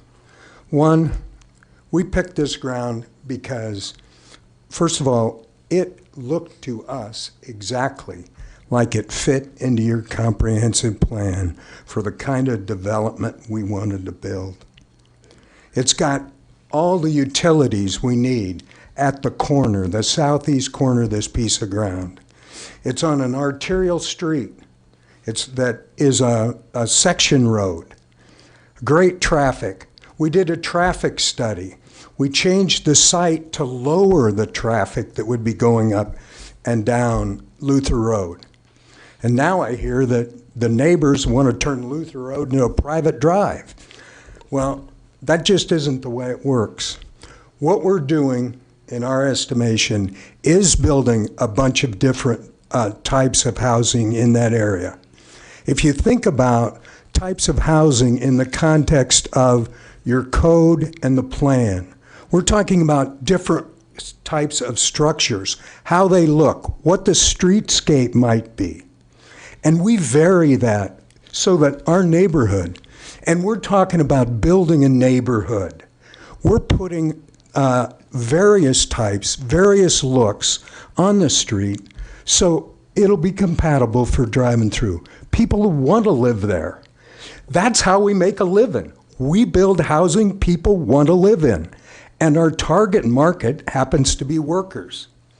You know, it is interesting, but we drive, when we designed this space, we put a big commons, and we put it in the name, commons, in the middle of that property so that it would drive people's activities on our property and in the homes that live there to the middle, so they would have a neighborhood, so that they have a place to be with their neighbors, not just standing on the front stoop. Well, that's what neighborhoods do, and that's what we're doing. We're not going to be going over into Ritz Lake area. That's preposterous. We're not building a neighborhood in Ritz Lake. We're building a neighborhood by itself. It's at the corner of T and Luther, and it's isolated from neighbors around it. And if you don't think whatever that petition was is a case of not in my backyard, you got to be kidding. Because that's all the neighbors right around us. And oddly enough, and I've had pretty good success building across this state. I built in a lot of towns. And oddly enough, I get asked back most of the times. And my neighbors, my neighborhoods, and my projects are very, very well respected. And we run them well. And that's what it's all about. And this won't be any different. So I would ask you to approve it. It's got the things that make for an affordable neighborhood. Affordability is not even defined in your code. But what we're doing is targeting the rents we're producing on this street to people that are making 20 to 25 bucks an hour. And that's the sweet spot of the workforce in Fremont. And that's why several employers come up and ask us to build in town, because we give their workers something they want, a great place to live at a reasonable price. We'd appreciate your vote when the time comes. You need this housing. Thank you. Any questions? I'd be happy to answer them. Thank you.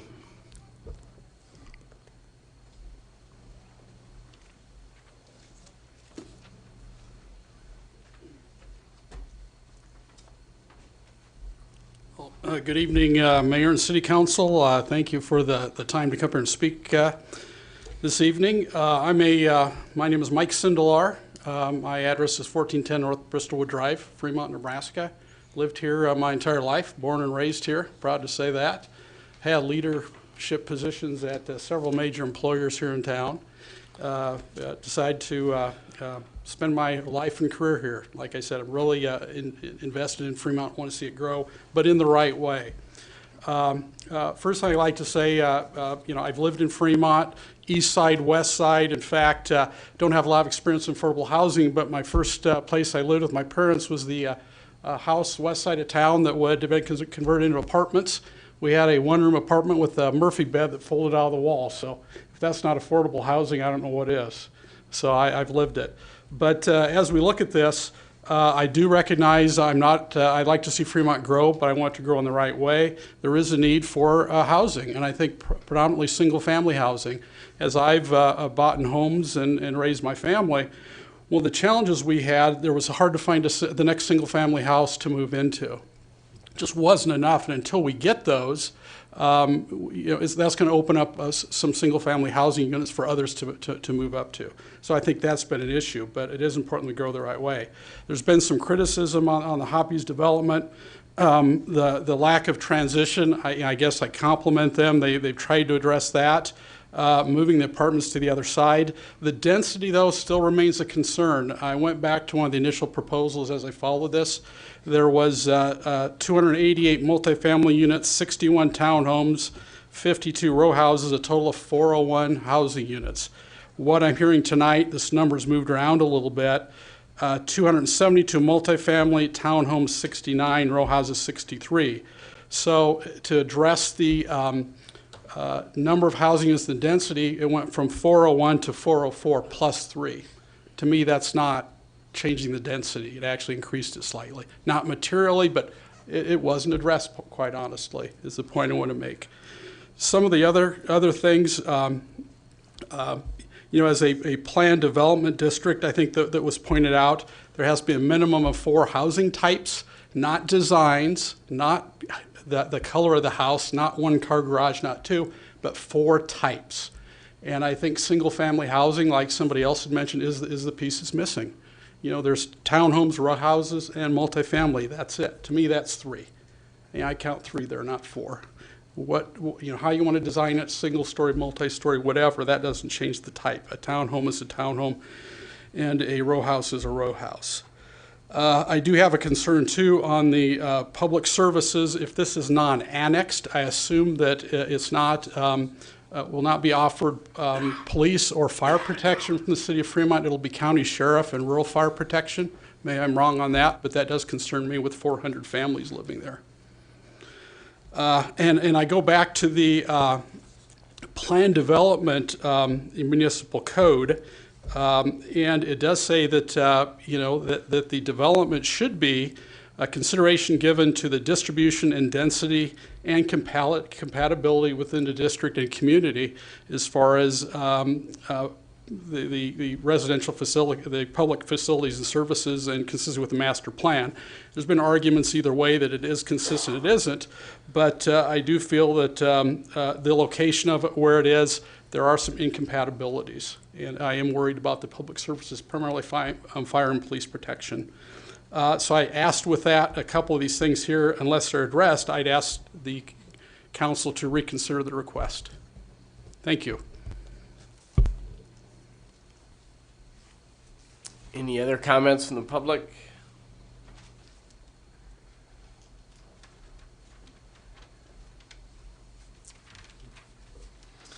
Hi, I'm Doug Rittaller from 2538 County Road 13 in Fremont, Nebraska. I'm not a very good public speaker. I'm a farmer, but I'll try to get my point across. I have some letters regarding the proposed Bluestem Commons development I'd like to be placed into the record. Yep.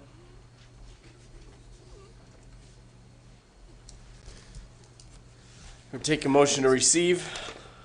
Councilmember McLean. Make a motion to receive. Councilmember Jensen. I will second the motion. Cast your votes.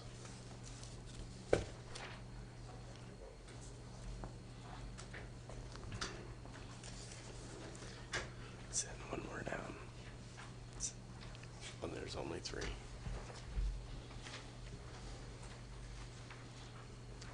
Motion carries 7-0, Mayor.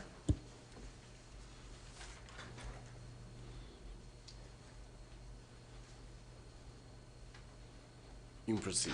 Okay. That letter will kind of express my thoughts and feelings on what's going on there. And just to set the record straight on something, Jake had said that Fred and him had stopped out and visited with me, and they had.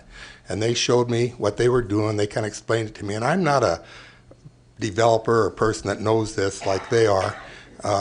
Anyway, they showed me a nice artist conception picture on a postcard and said there's going to be single-family homes, which to me didn't know they were duplexes too. But anyway, I felt like I was misled on it. But they did say they were going to send me a plat, and I could see what it was. Well, they never did that. The first time I saw it was right before the planning board committee. So that's about all I have to say. Thank you for your time.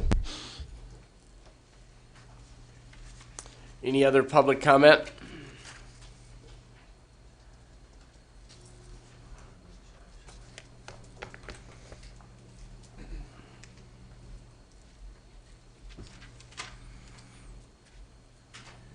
Mr. Mayor, members of the council, Jeffrey Hall, 2749 Ridge Place, Fremont, Nebraska.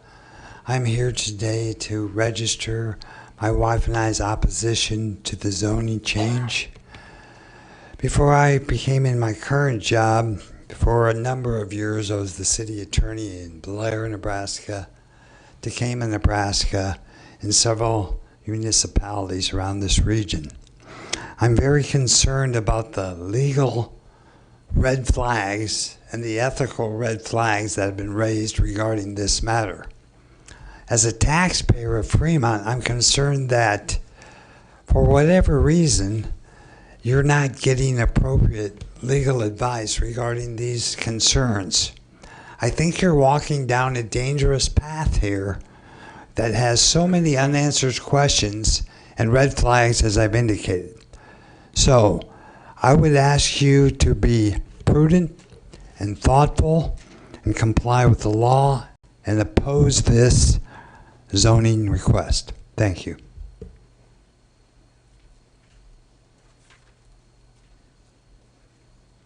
Any other comments from the public?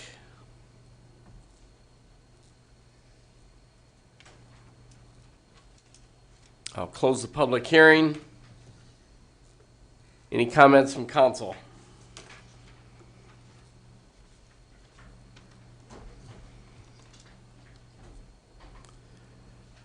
I would take a motion to hold, motion to introduce and hold first reading.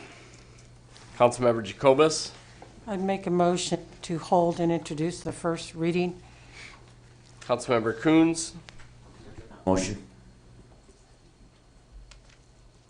Cast your votes.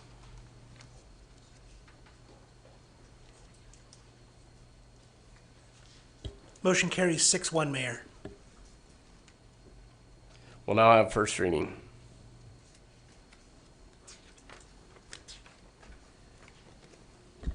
An ordinance of the City of Fremont, Nebraska, amending ordinance number 5427 as it pertains to the zoning map to rezone the property generally described herein as generally located at County Road T and North Luther Road, Fremont, Nebraska, from R rural to PD plan development, providing for repeal of ordinances in conflict herewith, providing for severability, and providing an effective date on first reading. There'll be 2 more readings on this particular ordinance. Moving forward, item 8.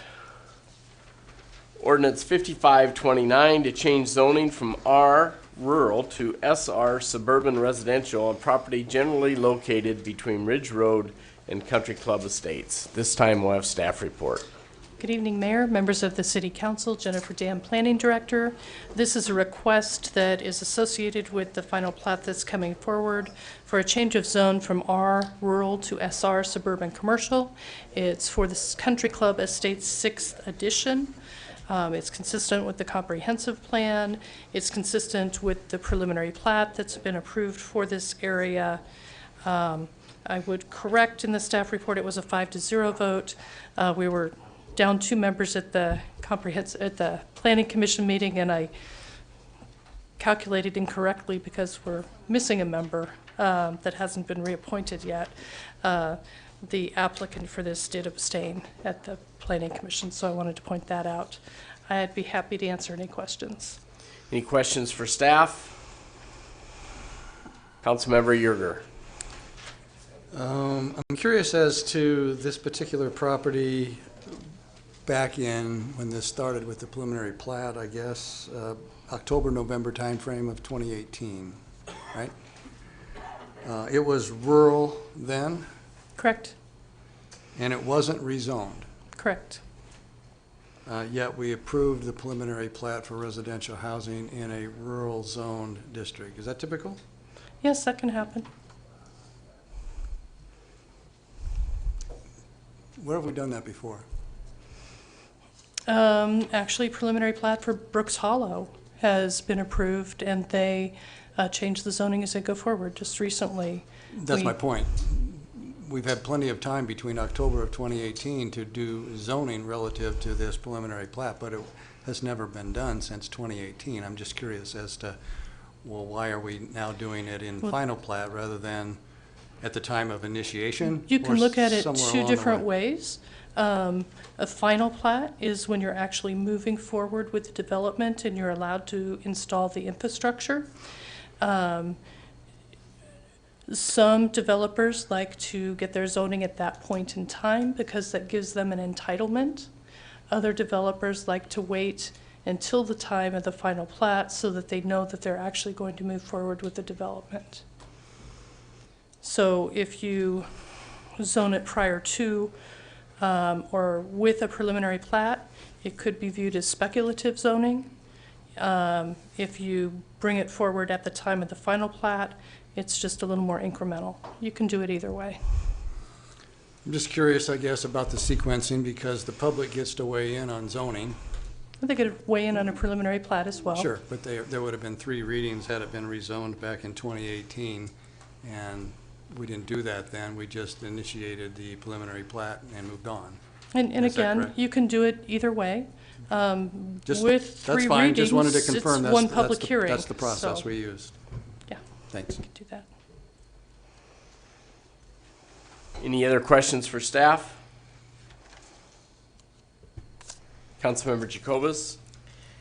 I know when this was first discussed on the preliminary, we had received some documents, some pictures from an individual who stressed concern about the drainage over this whole parcel because there was what they felt and some of the housing immediately to the east of this full naked ground yet, not just this small 6.17, but the entire area, lack of drainage, and that it had yet to be addressed, and that if this gets built up and nothing more is done to address drainage, this is going to be a problem on here.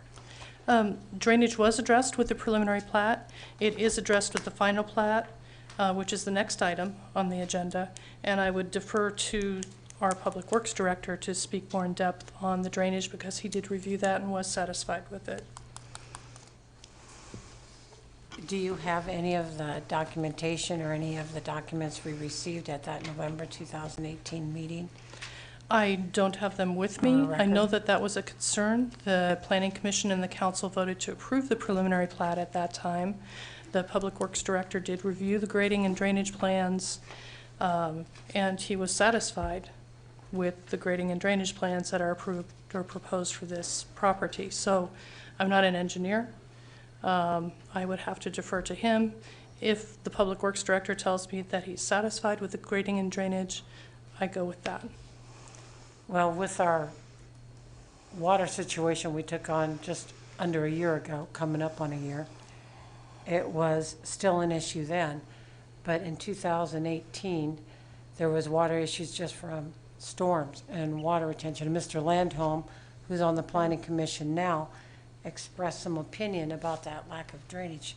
Again, I'll defer to the Public Works Director, and I guess I'd have a question if the change of zone is the point or the final plat is the point to address the drainage issues. That's a good point.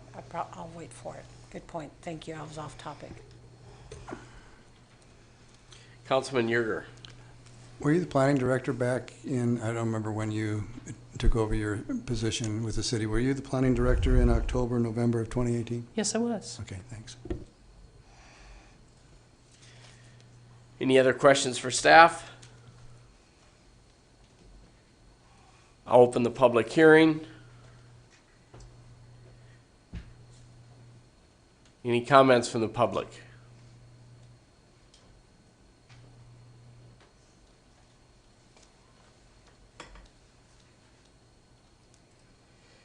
I'll close the public hearing. Any comments from council? Councilman Coons? Make a motion to hold the first reading of ordinance 5529. Councilman Jensen? I'll second that motion. Cast your votes.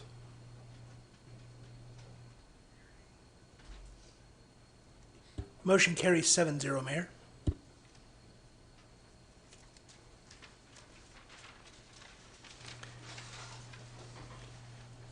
Now we'll have first reading. An ordinance of the City of Fremont, Nebraska, amending ordinance 5427 as it pertains to the zoning map to rezone the property generally described herein as located at Aberdeen Street and Peterson Avenue, Fremont, Nebraska, from R rural to SR suburban residential, providing for repeal of ordinances in conflict herewith, providing for severability, and providing an effective date on first reading. There'll be two more readings on that particular item. Item 9, Resolution 2020-055 to approve the Country Club Estates 6th edition final plat.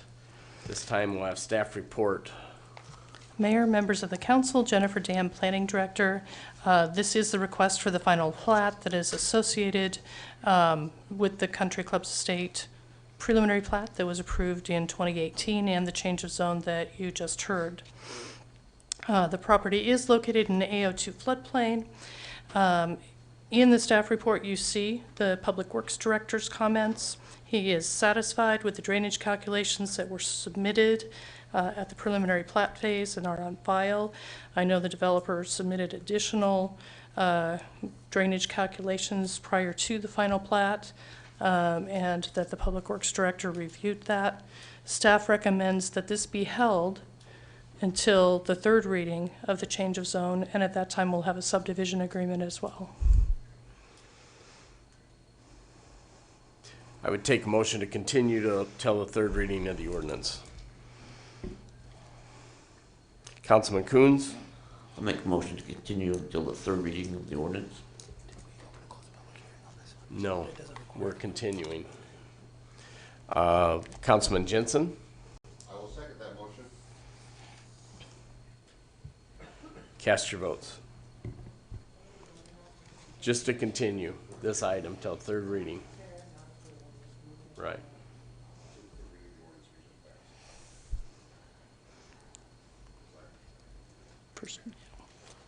Motion carries 7-0 to continue, Mayor.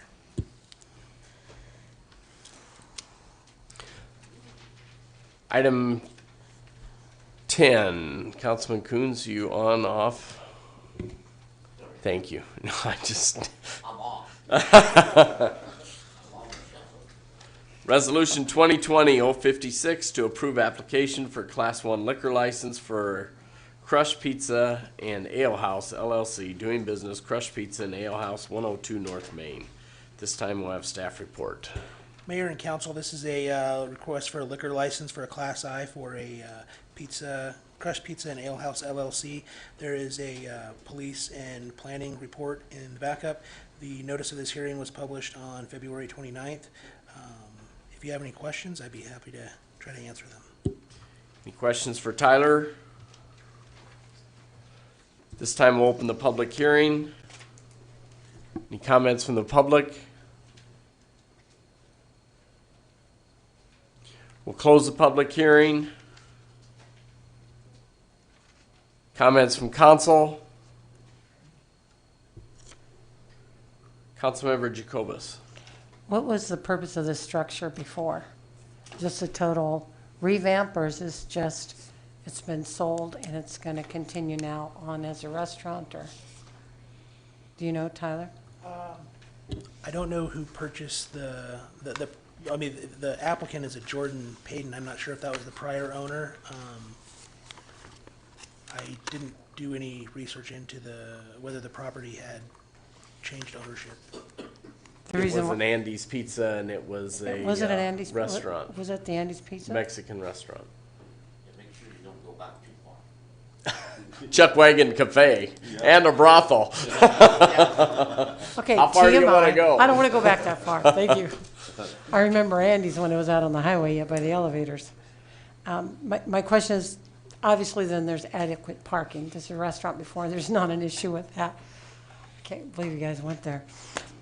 And as far as the facility, it's got the amenities it needs to operate. So is there any issue with the police as far as parking or any traffic or being in that section for an established alcohol? So I think the police department looks more into whether the applicants have a history of not being a good fit here. Yeah. And then the planning report, I think, looks more at, is it zoned correctly for this type? And I think the report came back saying that there wasn't any conflicts with this Okay. property. Well, these are kind of questions I ask every time we give an alcohol permit, so I didn't want to do them a disservice and not ask, so thank you. Any other questions from council? We'll open the public hearing. We close the public hearing. Comments from council? Any others? I would take a motion to, in regards to resolution 2020-056. Councilman Coons. Make a motion to approve the resolution recommending approval.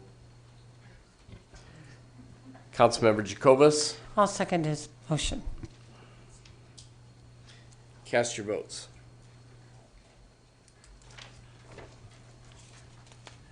Motion carries 7-0, Mayor. Next on the agenda is the consent agenda. All items in the consent agenda are considered to be routine by the city council, will be enacted by one motion. There'll be no separate discussion of these items unless a council member or citizen so requests, in which event the item will be removed from the consent agenda and considered separately. The consent agenda involves items 11 through 19. At this time, is there any items to be removed from the consent agenda? Councilmember Jacobus. I'd like some light discussion on 14, 16, 17, and 19. Only because of financials involved. 14, 16, 17, and 19. Any other items? I would take a motion to approve the consent agenda, items 11 through 13, 15, and 18.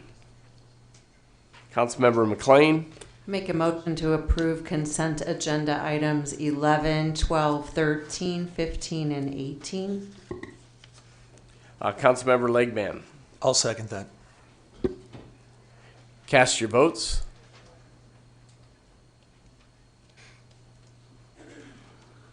Motion carries 7-0, Mayor.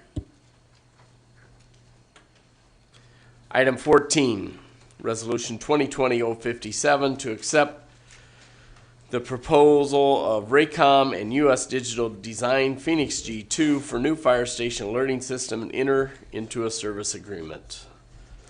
Mayor, Council, Todd Burnt, Fire Chief. What you see in front of you is to replace our current fire station alerting system. Our current one is about 20 years old. It's not AFPA compliant, running into some maintenance issues with it. Lately, over the last 2-3 years, we actually had radio techs at the fire station looking into the system. We replaced some amplifiers. We're having issues with volume. When we get dispatched on the call, we can sometimes not able to catch the address where we're going and stuff like that. Some of the fixes that they said, they can't find the problem if it's at the fire station or at the dispatch center. One of their fixes to the solution was after we get dispatched, dispatchers have to wait about 5-6 seconds before they start talking, so we can be able to hear, because there's a little lapse in when the tones are going. So we started within the last year looking at a new system. We looked at different systems. We started advertising on December 2nd. I sent 13 emails with the RFP to 8 different companies. The list of companies that I sent them to is actually I got from Omaha Fire because they went through this process a couple years ago.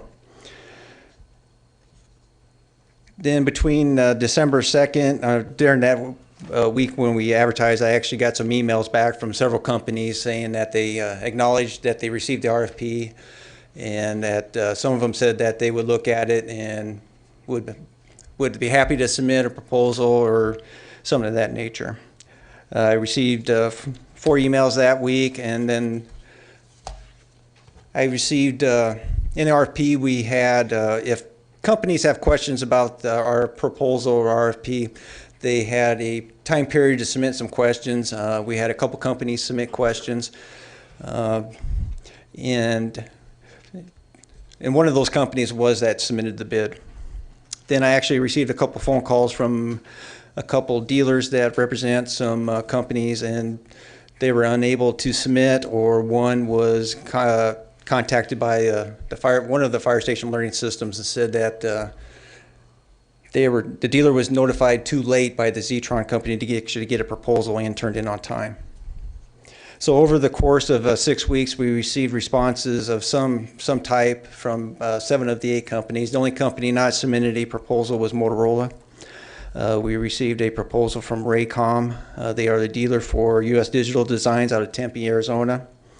When we got the proposal, Communications Director Shelley Holzerlin, IT Director Nick Brand, and myself looked through the proposal, and we actually met with Raycom and U.S. Digital and went through their proposal. Current fire companies fire departments that use this is Omaha, Lincoln, Council Bluffs, and Bellevue and Papillion will be using this system in the near future. Also included the price is a 2-year service agreement. The service agreement per year is about $10,700 and some dollars. Then once that service agreement is up, we'll probably be renewing that annually. Any questions? Councilmember Jacobus.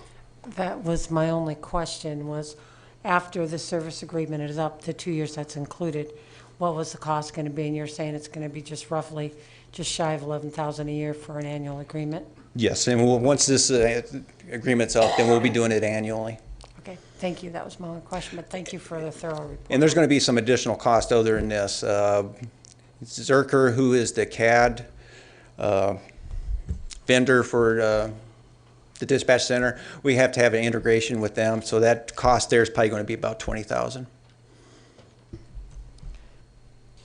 So with that 20, it'll still be under budget is what I'm Yes. hearing. And So I mean, there's that's kudos for that. Yeah, and then we got to get a server rack and another mobile radio as a backup, as a redundancy within the system. I think the total cost is going to be a little bit over $200,000. Still far cry under budget, but thank you. I appreciate the input. Councilman Yerger. I'm not sure I have a question now based on just the dialogue that we just had. So 177, that includes the 2 years, plus the 11, plus 20. We're still going to be under what we had budgeted at 268 yeah. substantially, just as was indicated, which I agree. That's a really good job, so thanks.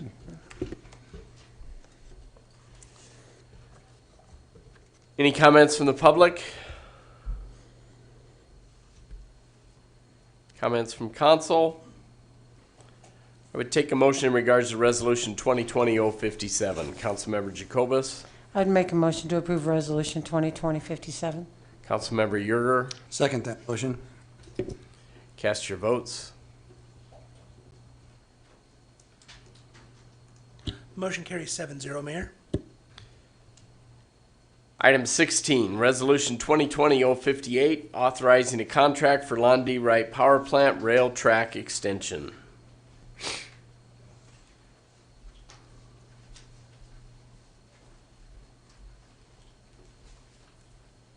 Mayor, City Council, Jeff Shanahan, Plant Manager, Londy Wright Plant. This is for approval for the rail track extension that we talked to you about a couple months ago when we hired HDR to write the specification. We went out for bids, got the bids back. HDR is recommending, and we're also recommending the lowest bidder It's under the budget, and it was approved 4-0 at the Board of Public, or the UIB meeting, and it was included in the capital plan. Councilmember Jacobus. Could you go a little in depth like you did when we initiated this discussion on this during the CIP about what the purpose of this track extension is, why it's necessary, and what the benefit is? I mean, why are we doing an extension? Yeah, what's happened is in my staff report, initially we were getting 123 cars from Union Pacific. Last summer, they came to us and said they were going to be changing and going to 150 cars. We can't have 150 cars, so we've had to store some on other locations, and then they shuffle them in. This is to allow us to bring all the full train in. We can unload it at our pace and get it moved back out so we can keep the process going, so we don't have delay of Union Pacific moving those cars around for us. And eventually we'll charge demurrage. Yeah, there is a demurrage charge on this, but it's, we'll get the cars unloaded in timely fashion if we can get all 50 of them sited at one time. And we have the room to do this, and this is going to be located on what side? It's on the north side of the existing ladder track. That's all I had, but thank you. Yep. Councilmember Yerger. Does the extension actually, I assume, help alleviate the potentiality for intersection blocking at Luther and Johnson at all? Or, No. Or you could accommodate the cars before, it's just that they've added more cars and they'll all be out of the intersection either way? Correct. We don't block the intersection at Luther Road. It's none of those, well, only when they're moving the cars in and out. But on our daily operation, we do not block Luther Road. For them to be standing on the track, you're just expanding so that doesn't happen, because otherwise they could be? No. They would never be blocked? Our cars would never sit on Luther Road. That would be blocking the main line. Thank you.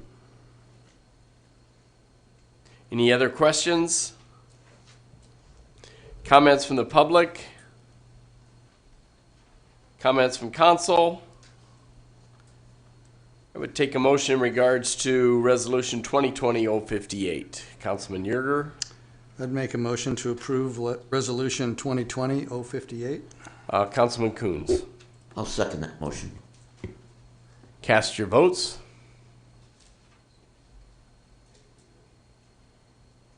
Councilman Ellis. Thank you. Motion carries 7-0, Mayor. Item 17, Resolution 2020-059, accepting and awarding the bid to CR Min Concrete LLC for the 2020 pavement rehab project. Good evening again. Dave Godikin, Director of Public Works. This is our annual concrete rehab project that we do. It's not a paving project in that we go in and replace a street. We go in and we target areas that the streets are broken up and replace panels, replace intersections, that type of thing. We did receive several bids. The low bidder was CR Min for $158,592.25.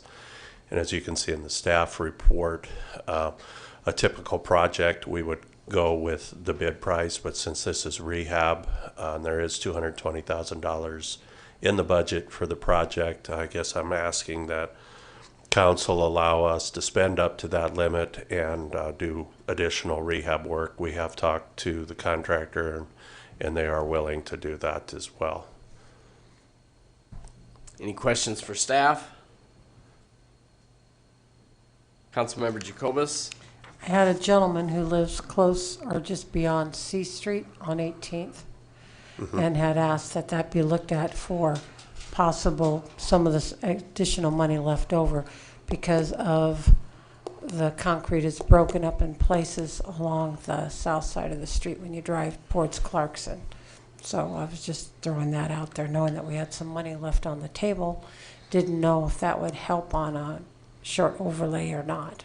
Well, typically what we do is we have a list of projects. I can certainly put that one on the list. Just take a look at it Yeah. and see what you think. And then in this particular case, we've got like about 5 or 6 other sites that we've already got designed in addition to the what was in the original bid. And I guess my recommendation is that we're using one of those so that we can get it somewhere under the 220, so, you know, because if there's overruns, I don't want to jump past the 220,000. But I could certainly look at that for next year, but it would be a little difficult to put it in this year's. Well, since he waited until today to contact me about this item, that's only fair that you get time to take a look at it, but just throw it out there. Yes, and that's the way we get a lot of our projects, is someone calls and says, come out and look at this, or the street department knows about it, and then we generate our list from that. Thank you. Councilman Jensen? Yes, I had one just along that same line on, it was 20th Street between Nye and I Street is broken up, and had a constituent make a request that I make sure the street department knew about it. We'll put that one on the list as well. Councilman Yerger? So with the additional funding that you're asking for here over the bid amount, $60-some thousand, whatever, how many projects do you think that would accommodate?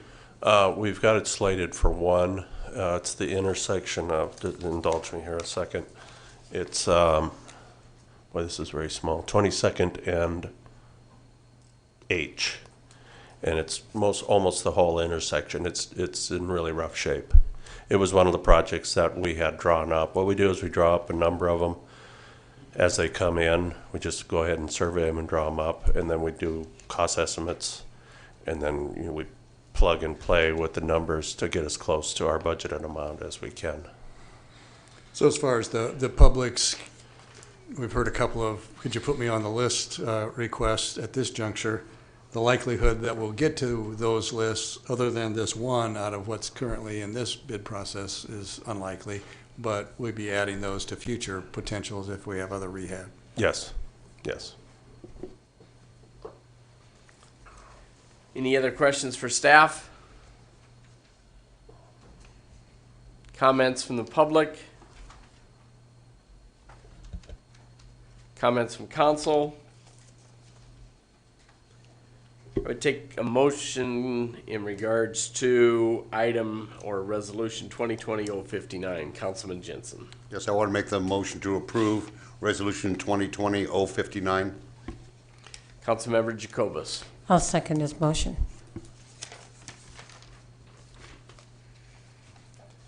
Item 19. Yep. I didn't record your vote. Okay. Motion carries 7-0, Mayor.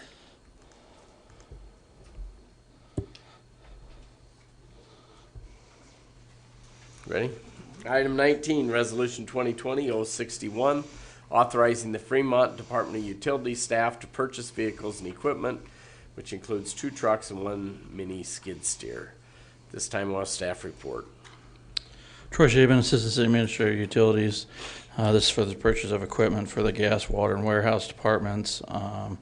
It's a purchase of a 2020 Chevy 1500 four-wheel drive off of the state bid, a 2020 Ford F350 four-wheel drive off of the state bid, and a Ditch Witch mini excavator off of NJPA or Sourcewell contract. It's to replace aging or broken equipment that we have now, and it's all in the budget for this year. Any questions for Troy? Councilman Yerger. Just to be clear, all of these were in the 2019-2020 budget, and none needed to be carried over when we did the 2021 budget. They were all. All of them were in the 19 budget. Okay.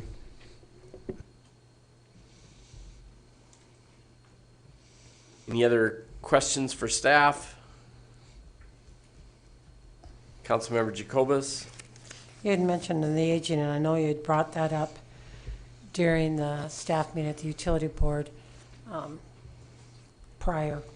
Can you tell me what was the age of those other vehicles? I know you probably have that, and I'm looking for it in my pile of stuff, but I just didn't see it. I'm sorry, he didn't give that to me. I know they were like 10 years and greater, were they not?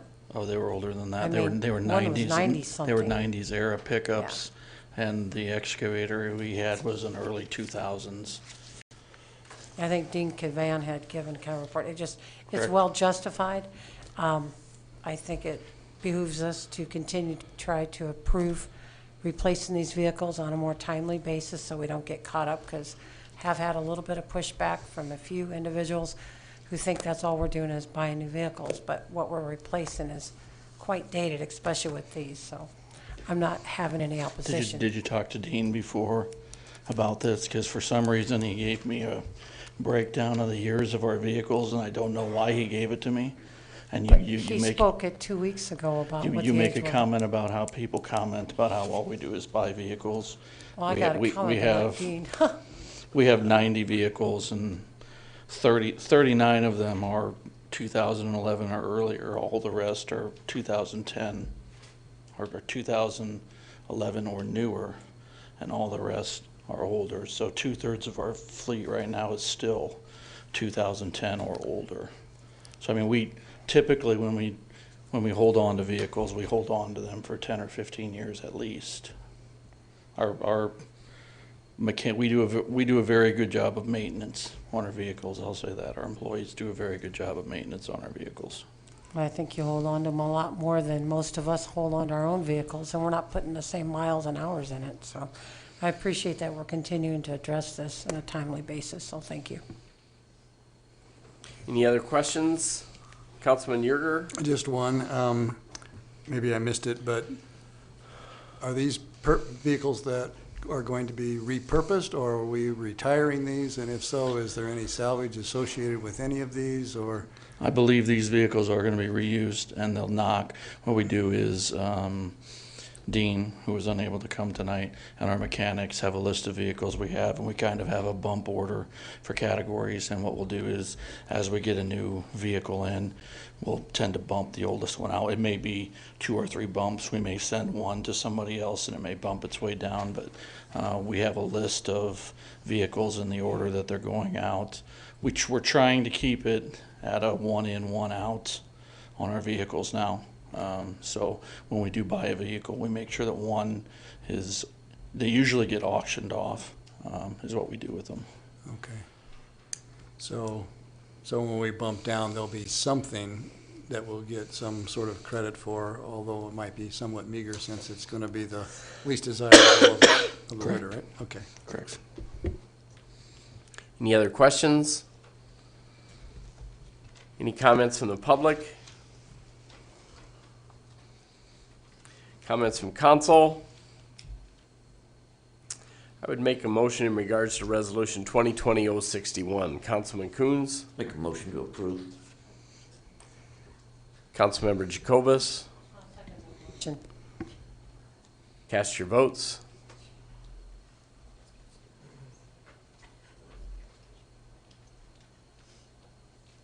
Motion carries 7-0, Mayor.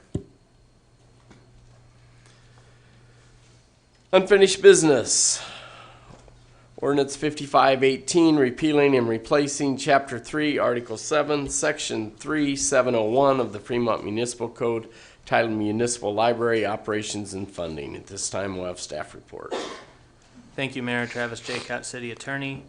We went over this at the last meeting at the following the October 29, 2009, City Council meeting.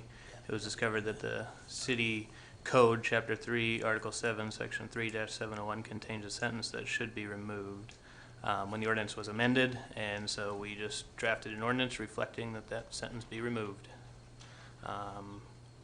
The memo is included, the legal memo was included in the packet, and be happy to answer any further questions in addition to what we went over a couple weeks ago.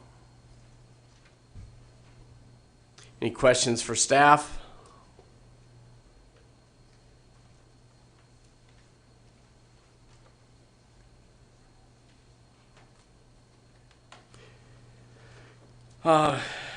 Actually, the public hearing was done. Any comments from council or questions?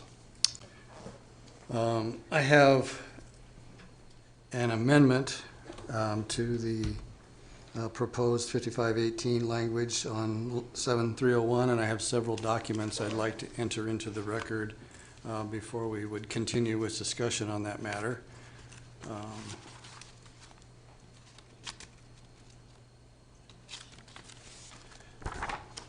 So let me pass these out first, and then we'll make a motion to do so.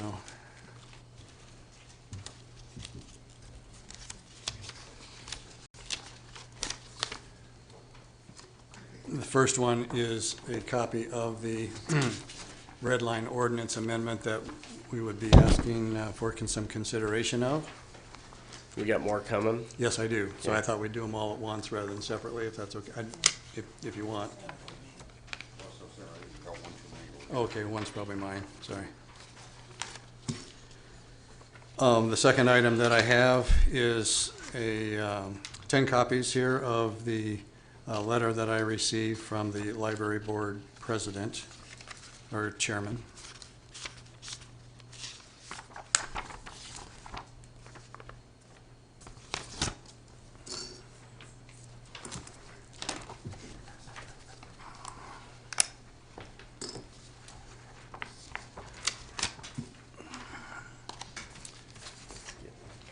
And then the last item that I have to put into the record is the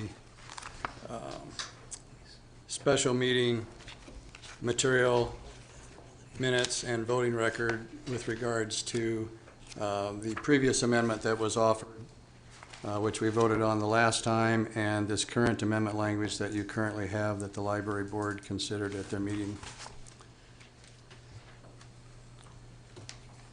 One's probably mine.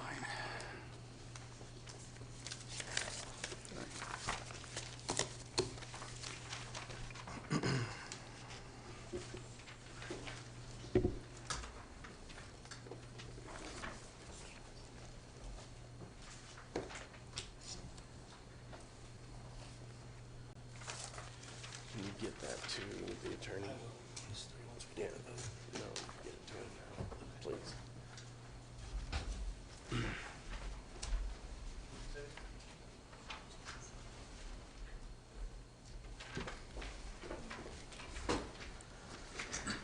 Councilman Legman. Yeah, I just have a question on the meeting here. Who was invited and where was this meeting at, and who all attended?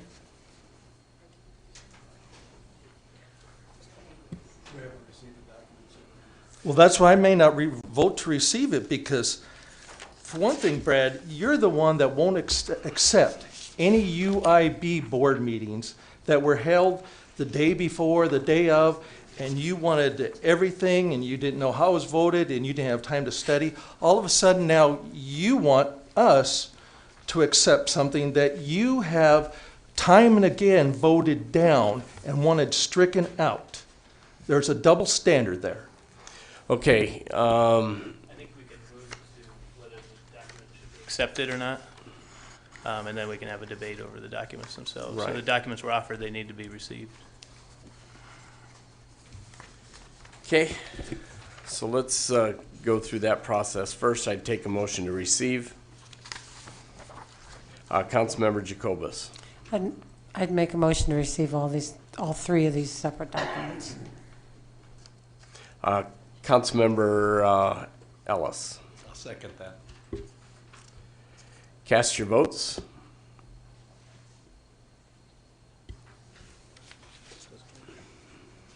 The motion is 4-3. It fails.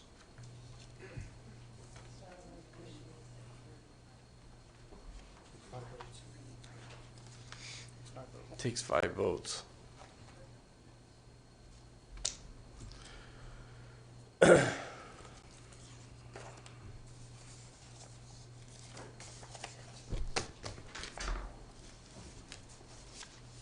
So, Mayor, I am looking at one of the documents, and it appears to be referencing something that isn't referenced on the agenda anyway, which might indicate a Opens Meeting Act violation in the first place, so. Could you explain your comment as to why it's an open meetings violation for something that's not on the agenda, please? Well, the document wasn't received, it's irrelevant, I was just, Which document? well, we can talk about it after if you'd like. I still have the floor, Mayor? you do, yeah. Okay. Well, regardless of whether the documents were received for the record, which is, sort of irrelevant to my discussion, although I would have liked to had council members have these in front of them. there's, I assume, nothing prohibiting me from discussing the documents that I would have entered into the record had they been accepted. Is that accurate? True, yeah, if you want to make an amendment to the motion. So let me explain the documents that were not received, because maybe I should have explained them before there was an opportunity to deny their admittance into the record. The thicker packet that's at the top just says in small print, March 9th, 2020. That is the minutes of the special library board meeting that were issued and out on the website as a result of the meeting. Behind that is the special meeting library board excuse me, agenda that was published according to open meeting standards and by which the library board met to take this matter up. Behind that is the ordinance language with the board amendments that were discussed at the last meeting that council members raised some concern about as to did the library board ever vote on this matter. And the challenge was, would the library board vote on this matter? And this is the language that they took up at their special meeting and they voted on in favor of. Behind that is ordinance 5518 second reading amendment that they also discussed at that meeting and largely contains in the first section the edits that were offered by council with regards to fixing section 1. What the library board voted on with regards to this resolution was to further amend this language that's before us tonight in resolution form to make some wording changes in a few of the other paragraphs associated with section 705, which is the counter section that legal was looking at when they did their analysis and said 705 and 701 have some difficulty. And so this is an attempt to fix language in 705 as well as fixing language in 701. So the issue right now, I think we need to get away from immediately is 705. Yes. And that was the Open Meetings Act. Not on the violation agenda. I was referring to. I don't know how you can say that with regards to your personal assessment that the only way you can find conflict with 701 is to be looking at section 705 to draw your conclusions. So both of those subsections of the library If you would like to amend section 705, we should have had that on the agenda. The amendment is to address the library issues with regards to your analysis of chapter 3, article 7, specifically your amendment to paragraph 701. Yes. And that's all that's on the agenda. That's all that's on the agenda based Correct. on about a quarter of an inch of analysis provided by legal counsel that totally involved the analysis of paragraph 3705. Without 3705, there is absolutely no reason to be amending 3701. It's foundational. Council's already approved first reading of 3701. This is an amendment Article to amend Chapter 3, Article 7. Correct, but you're now talking about 705. For the same reasons that gave foundation to the changes in 701. And I'd ask legal counsel if you can defend the changes to section 3701 without looking at 3705. I think that's irrelevant to an Open Meetings Act violation. And if you would like to look at a comprehensive review of everything, we can, but I don't want to beat a dead horse over how this opinion is reached. You have the legal memorandum in the materials. If you would like to review the overall nature of the library board itself, I'd be happy to do that if council... Wasn't that your initial charge, and didn't you initially review Chapter 3, Article 7, and didn't you specifically analyze as legal counsel to the city paragraph 701 and 705 in tandem with all of the historical basis with regards to why 705 was in conflict with 701, driving you to a change that you would make to 701 because of 705? Is Yes, that not the analysis? In addition to other considerations as well. Okay, so I don't understand how you can now say 705 discussion and 701 discussion are in conflict for purposes of this discussion in amending the library ordinance. It's not really in conflict. It's not on the agenda. 7:05 is not on the agenda. We can't talk about it. That's a 7:05 violation. Excuse me, Mayor, but 7:05 was not on the agenda when we talked about the original amendment as well. It was on the analysis performed by legal counsel initially. If that were the case, then 7:01 wasn't unilaterally on the agenda either. And we took it up as first reading as though it was the only thing on the agenda, and 7:05 was a part of that discussion for quite some time. Yes, I would agree. It was discussed for quite some time. So As it saying sits we right- cannot discuss it now as part of the As it sits right amended now, yes. language to Section 3, Article 7 seems to me inappropriate. Well, that's your opinion, but yes, as it sits right now, that is a violation.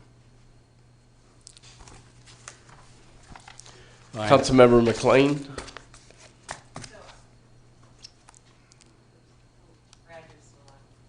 Sorry. So I just want to say I don't have any problem discussing further role of the library board, but I do have a problem with, and that's why I voted against, receiving 11 pages of documents at 10:45 at night that we don't have time to sit here and read. We did thoroughly, the reason we discussed the other items before, as I recall, was because we were looking at two versions of the ordinance, and one of them was voted down. This was the version that was brought forward. So I'm more than happy to have a discussion about this further, but I'm just not willing to do that right now when we have not had ample time to review this information.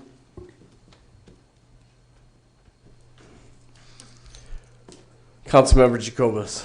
Based on that comment and some of the documents received and some of the conflict and Mrs. McLean's wish, I would make a motion to continue this for the similar discussion at our next meeting. Councilmember Yerger. I will second the motion to continue the ordinance that's in front of us this evening. Cast your votes.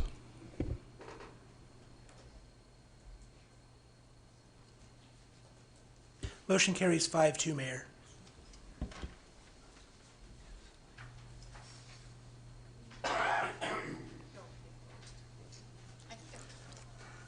Item 21, ordinance 5527 to annex Holstone Farms property.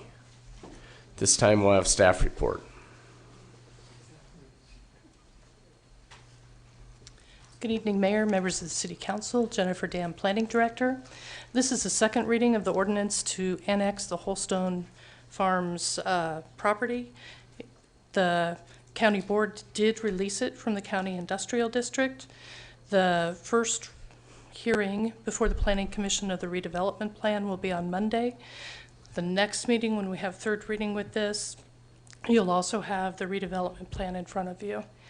At this point, I'd be happy to answer any questions. Any questions for staff?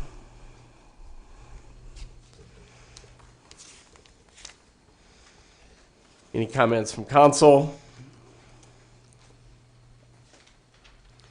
I would take a motion to hold second reading. Councilman Legman. I make a motion to hold second reading of ordinance 5527. Councilman Yerger. Second. Cast your votes.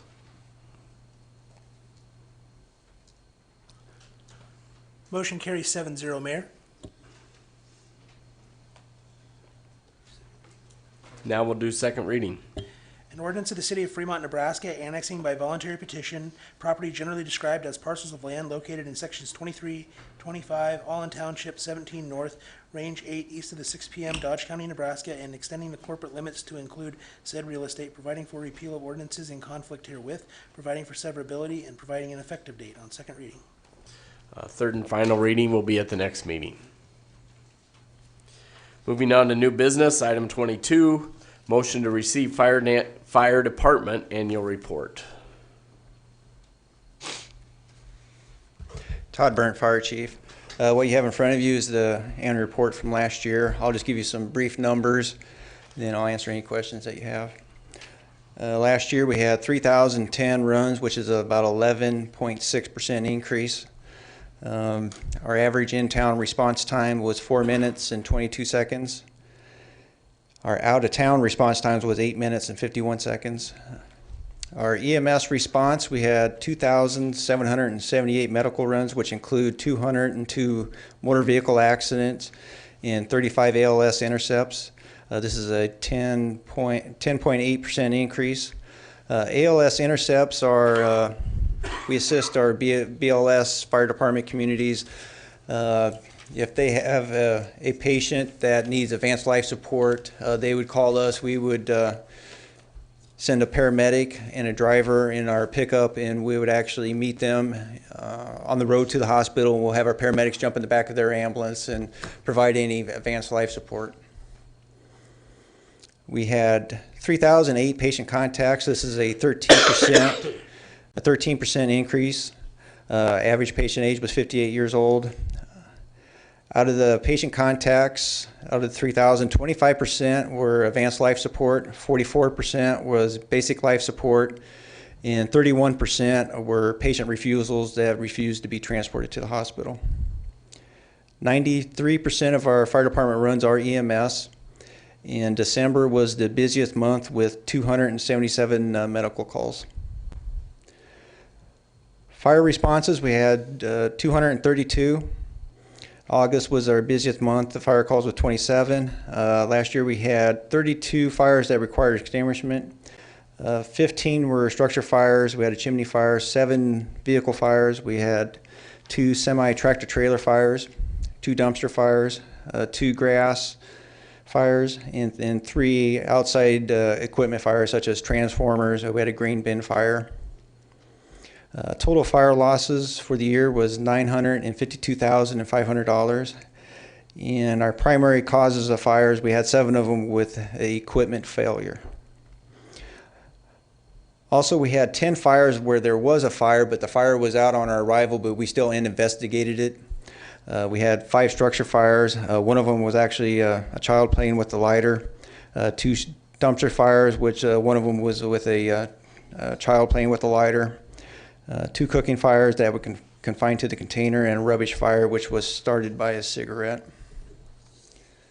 Some other calls that we went on last year, we had 88 automatic fire alarms, 15 smoke order investigations, 12 unauthorized burnings, 22 hazardous materials, 7 cooking fires that were contained. Last year was actually a different type of unique year for us. We had a lot of technical rescues last year. With the floods, we actually had 4 days, which we had 6 operational periods where we had assisted the community in evacuation and rescues. We estimated probably about 150 people we helped assist to get out of their homes. One of the operational periods was included the airboat, where we had people trapped in a home along the Elkhorn. 3 of the Fremont firefighters were on those 2 airboats that went down. We were pretty lucky that no one ever got seriously hurt or killed in that situation. That was some of the worst conditions, going out, winds 50 mile an hour. As they got closer to the home, the waters got a little bit swifter, a little bit more waves, and we hope we never have to go through that again. We actually had a high-angle rope rescue incident that was out at Lincoln Premier Poultry when they were doing some of their construction.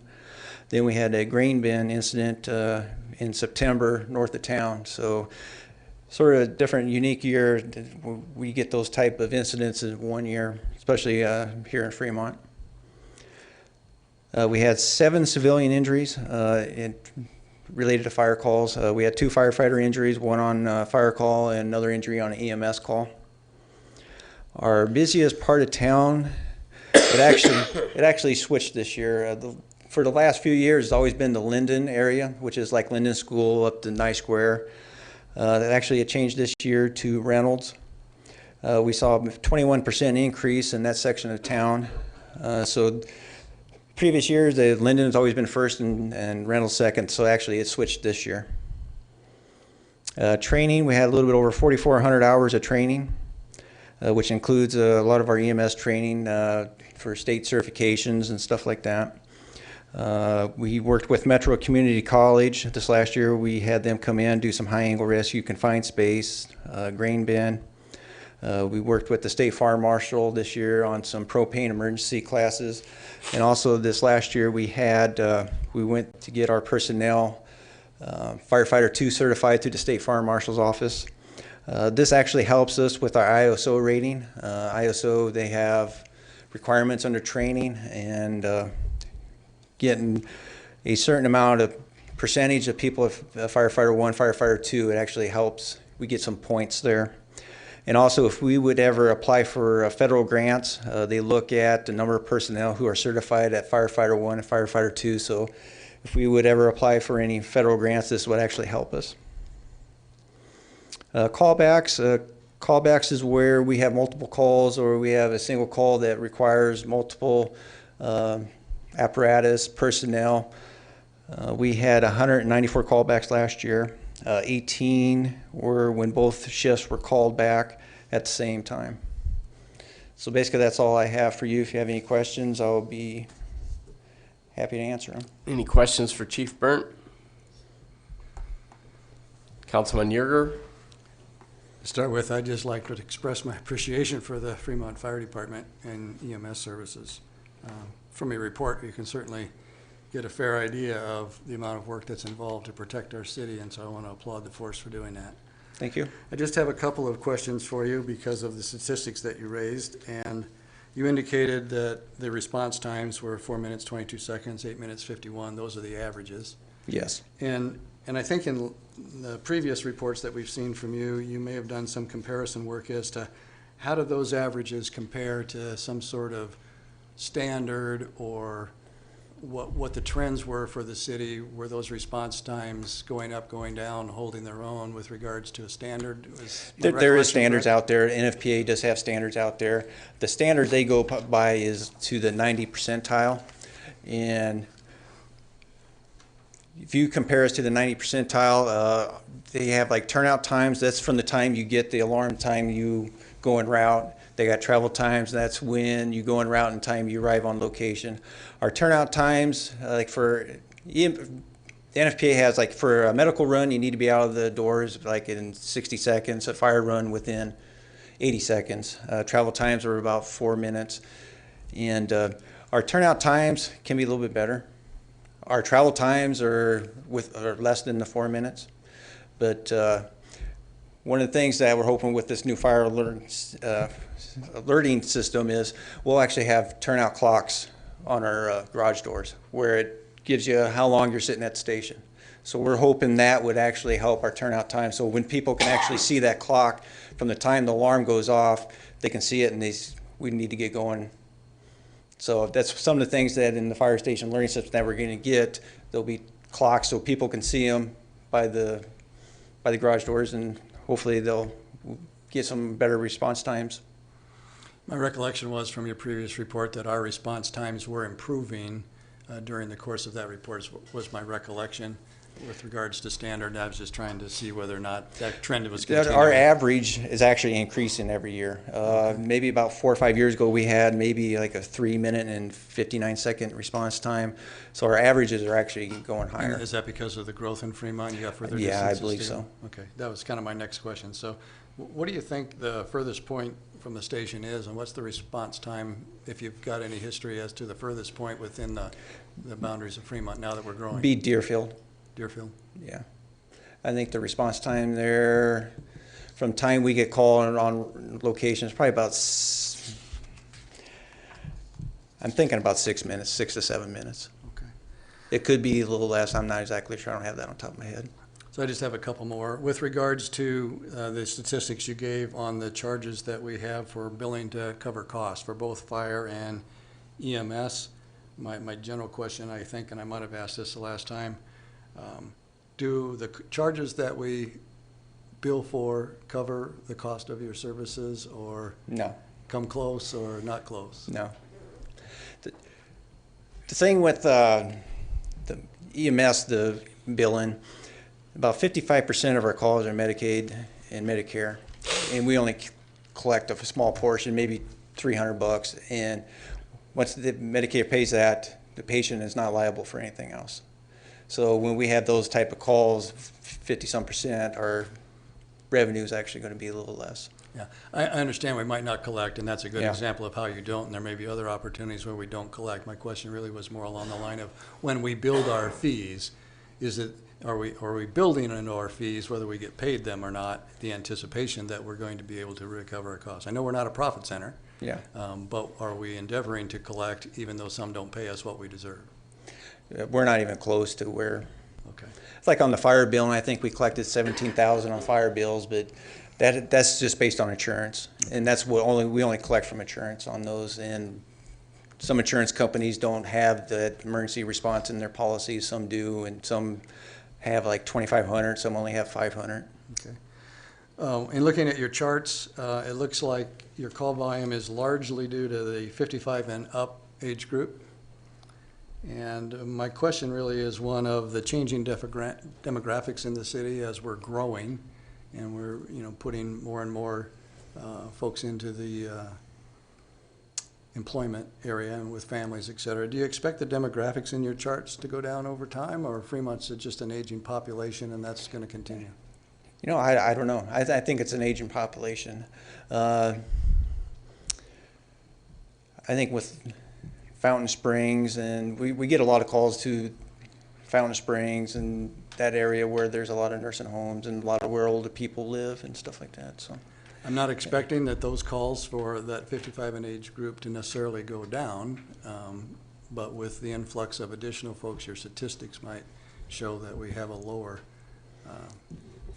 I think it'd be interesting how the city does grow and as people start moving in. You would think the average age would stabilize and could stop continuing to grow. So it'd be interesting over the next few years how it plays out. Yeah, it'd be interesting to see your charts in the future years. My last question is this. Given the recent flooding events that we had and the elevator event that you mentioned as well, what's your assessment? You indicated you've done thousands of hours of training. I'm curious as to whether or not the flooding events and the elevator event triggers any specified needs for training that you have not been able to accomplish or aren't on the horizon for you giving those kinds of events. Well, also with our high angle, a few years ago, we started actually looking at a lot of our technical rescue equipment. About 5 years ago, a lot of it was outdated, so we started a process of getting that up to NFPA standards.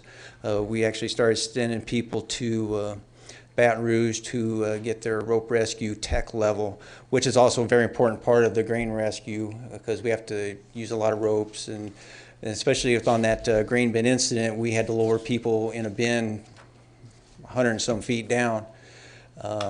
So the people that we sent to Baton Rouge played a very integrated part of that, and we're still continuing to send people to that. So like incidents like this, we've had incidents where we had cars about ready to go into a creek where we had to stabilize the vehicle and hook a rope and make anchor points and attach it to a tree so we can actually get the patient out and stuff like that. So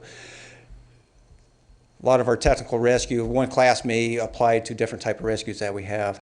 Water rescues, we've been doing water rescue, we've always had minor flooding along the Platte. We've been out to Big Island Road, 4 or 5 years ago where we helped Fremont Rural get people out along there.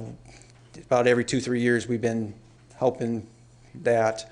This year, this last year with the flood actually was probably the biggest event of flooding that I've ever seen. So I think we had a great working relationship with Fremont Rural and a lot of other communities that really came together and helped out one another. The grain bin incident, actually probably about a month or two before that, people go to Papillion Fire. They had a company out of Oklahoma State there. We had people go there for some grain bin, and we actually had grain bin with Metro Community College on our books even prior to that incident even happened. So we were looking down the road that we needed it with the farming community, and there's some of the things that we saw around the nation was grain bin incidents with farmers falling into grain bins and needed to been done. We actually had a grain bin incident probably about 18 years ago. We assisted Arlington And that was before there was actually any grain bin training out there. Thank you Sure. for embellishing that. I just thought it was good for myself and good for the public to hear exactly what all you're involved in with regards to the training. My last question is one, and maybe it's in a different report that we get. I didn't see it in this one unless I missed it, but it had to do with our response time. And one of the other reports that we saw earlier from the department had to do with considerations of whether or not at some point the centralized location that you're in today will continue to serve Fremont as we grow, or whether there might need to be an expansion at some point in time. And if that was in the report, I'm sorry. No, for there not was catching nothing it, in the but- report, but- But if that's wasn't in the report, based on what you've seen with all of the response times, the necessary growth in Fremont, et cetera, are we still comfortable with that location? It sounded like we were At last some time. point, we're actually going to, with the growth going that way, at some point there will be. I think last year I talked to you about how since we're located and about percent of calls around us, and still that's still the same. About 63% of our calls are within a mile and a quarter around the fire station. But we are starting getting more calls that are further out in some of those further districts, just based on because we're getting more calls. Okay. Thank you for the clarity of that, and thank you for the report. And again, thank you for your department service. All right, thank you. Councilman Legman. Yeah, just if we're done, I would like to make a motion to receive. Is there a second? Councilman Coons, I'll second that motion. cast your votes.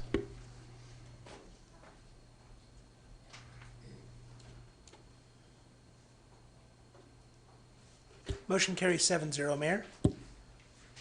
Item 23, Mayor Getchman item, approve additional expenditure for emergency dike at Rod and Gun Club. This really is just an overview. I think everybody knew the first project came in. We had approved $100,000, up to $100,000 for the city of Fremont for the first project. That overall project came in at $188,618. That gave us our project somewhere around 94,600, and these numbers aren't going to be exact, but pretty darn close. 650 or 850 was our project. That first project was shared by Dodge County, Lower Platte, and NRD. Dodge County was 25%, NRD 12.5%, Rod and Gun Club 12.5%, and the city was 50%. We came back because we weren't done, and we knew that the water flows had stopped dramatically, and with spring still upon us, we had probably with the low flows and everything, we knew we could get tied in. We knew we could get it armored. We knew we could get it concealed.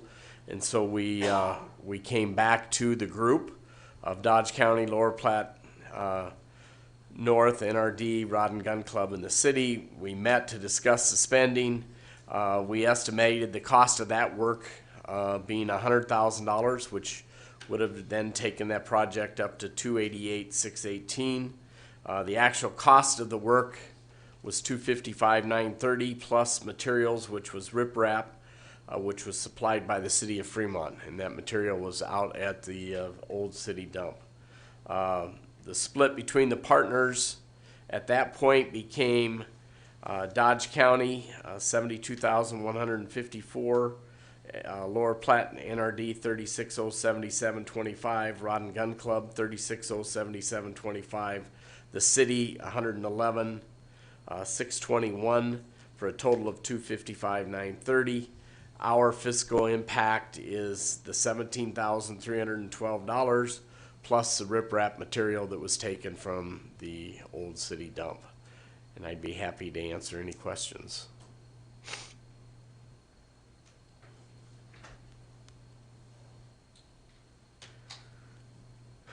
Comments from the public?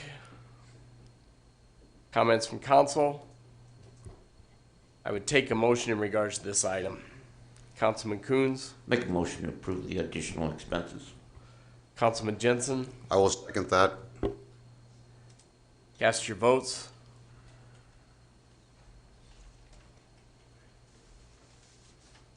Motion carries 7-0, Mayor. Item 24, I'd take a motion to adjourn. Councilman Jensen, I will make the motion to adjourn. Councilman Coons, Second that motion. cast your votes.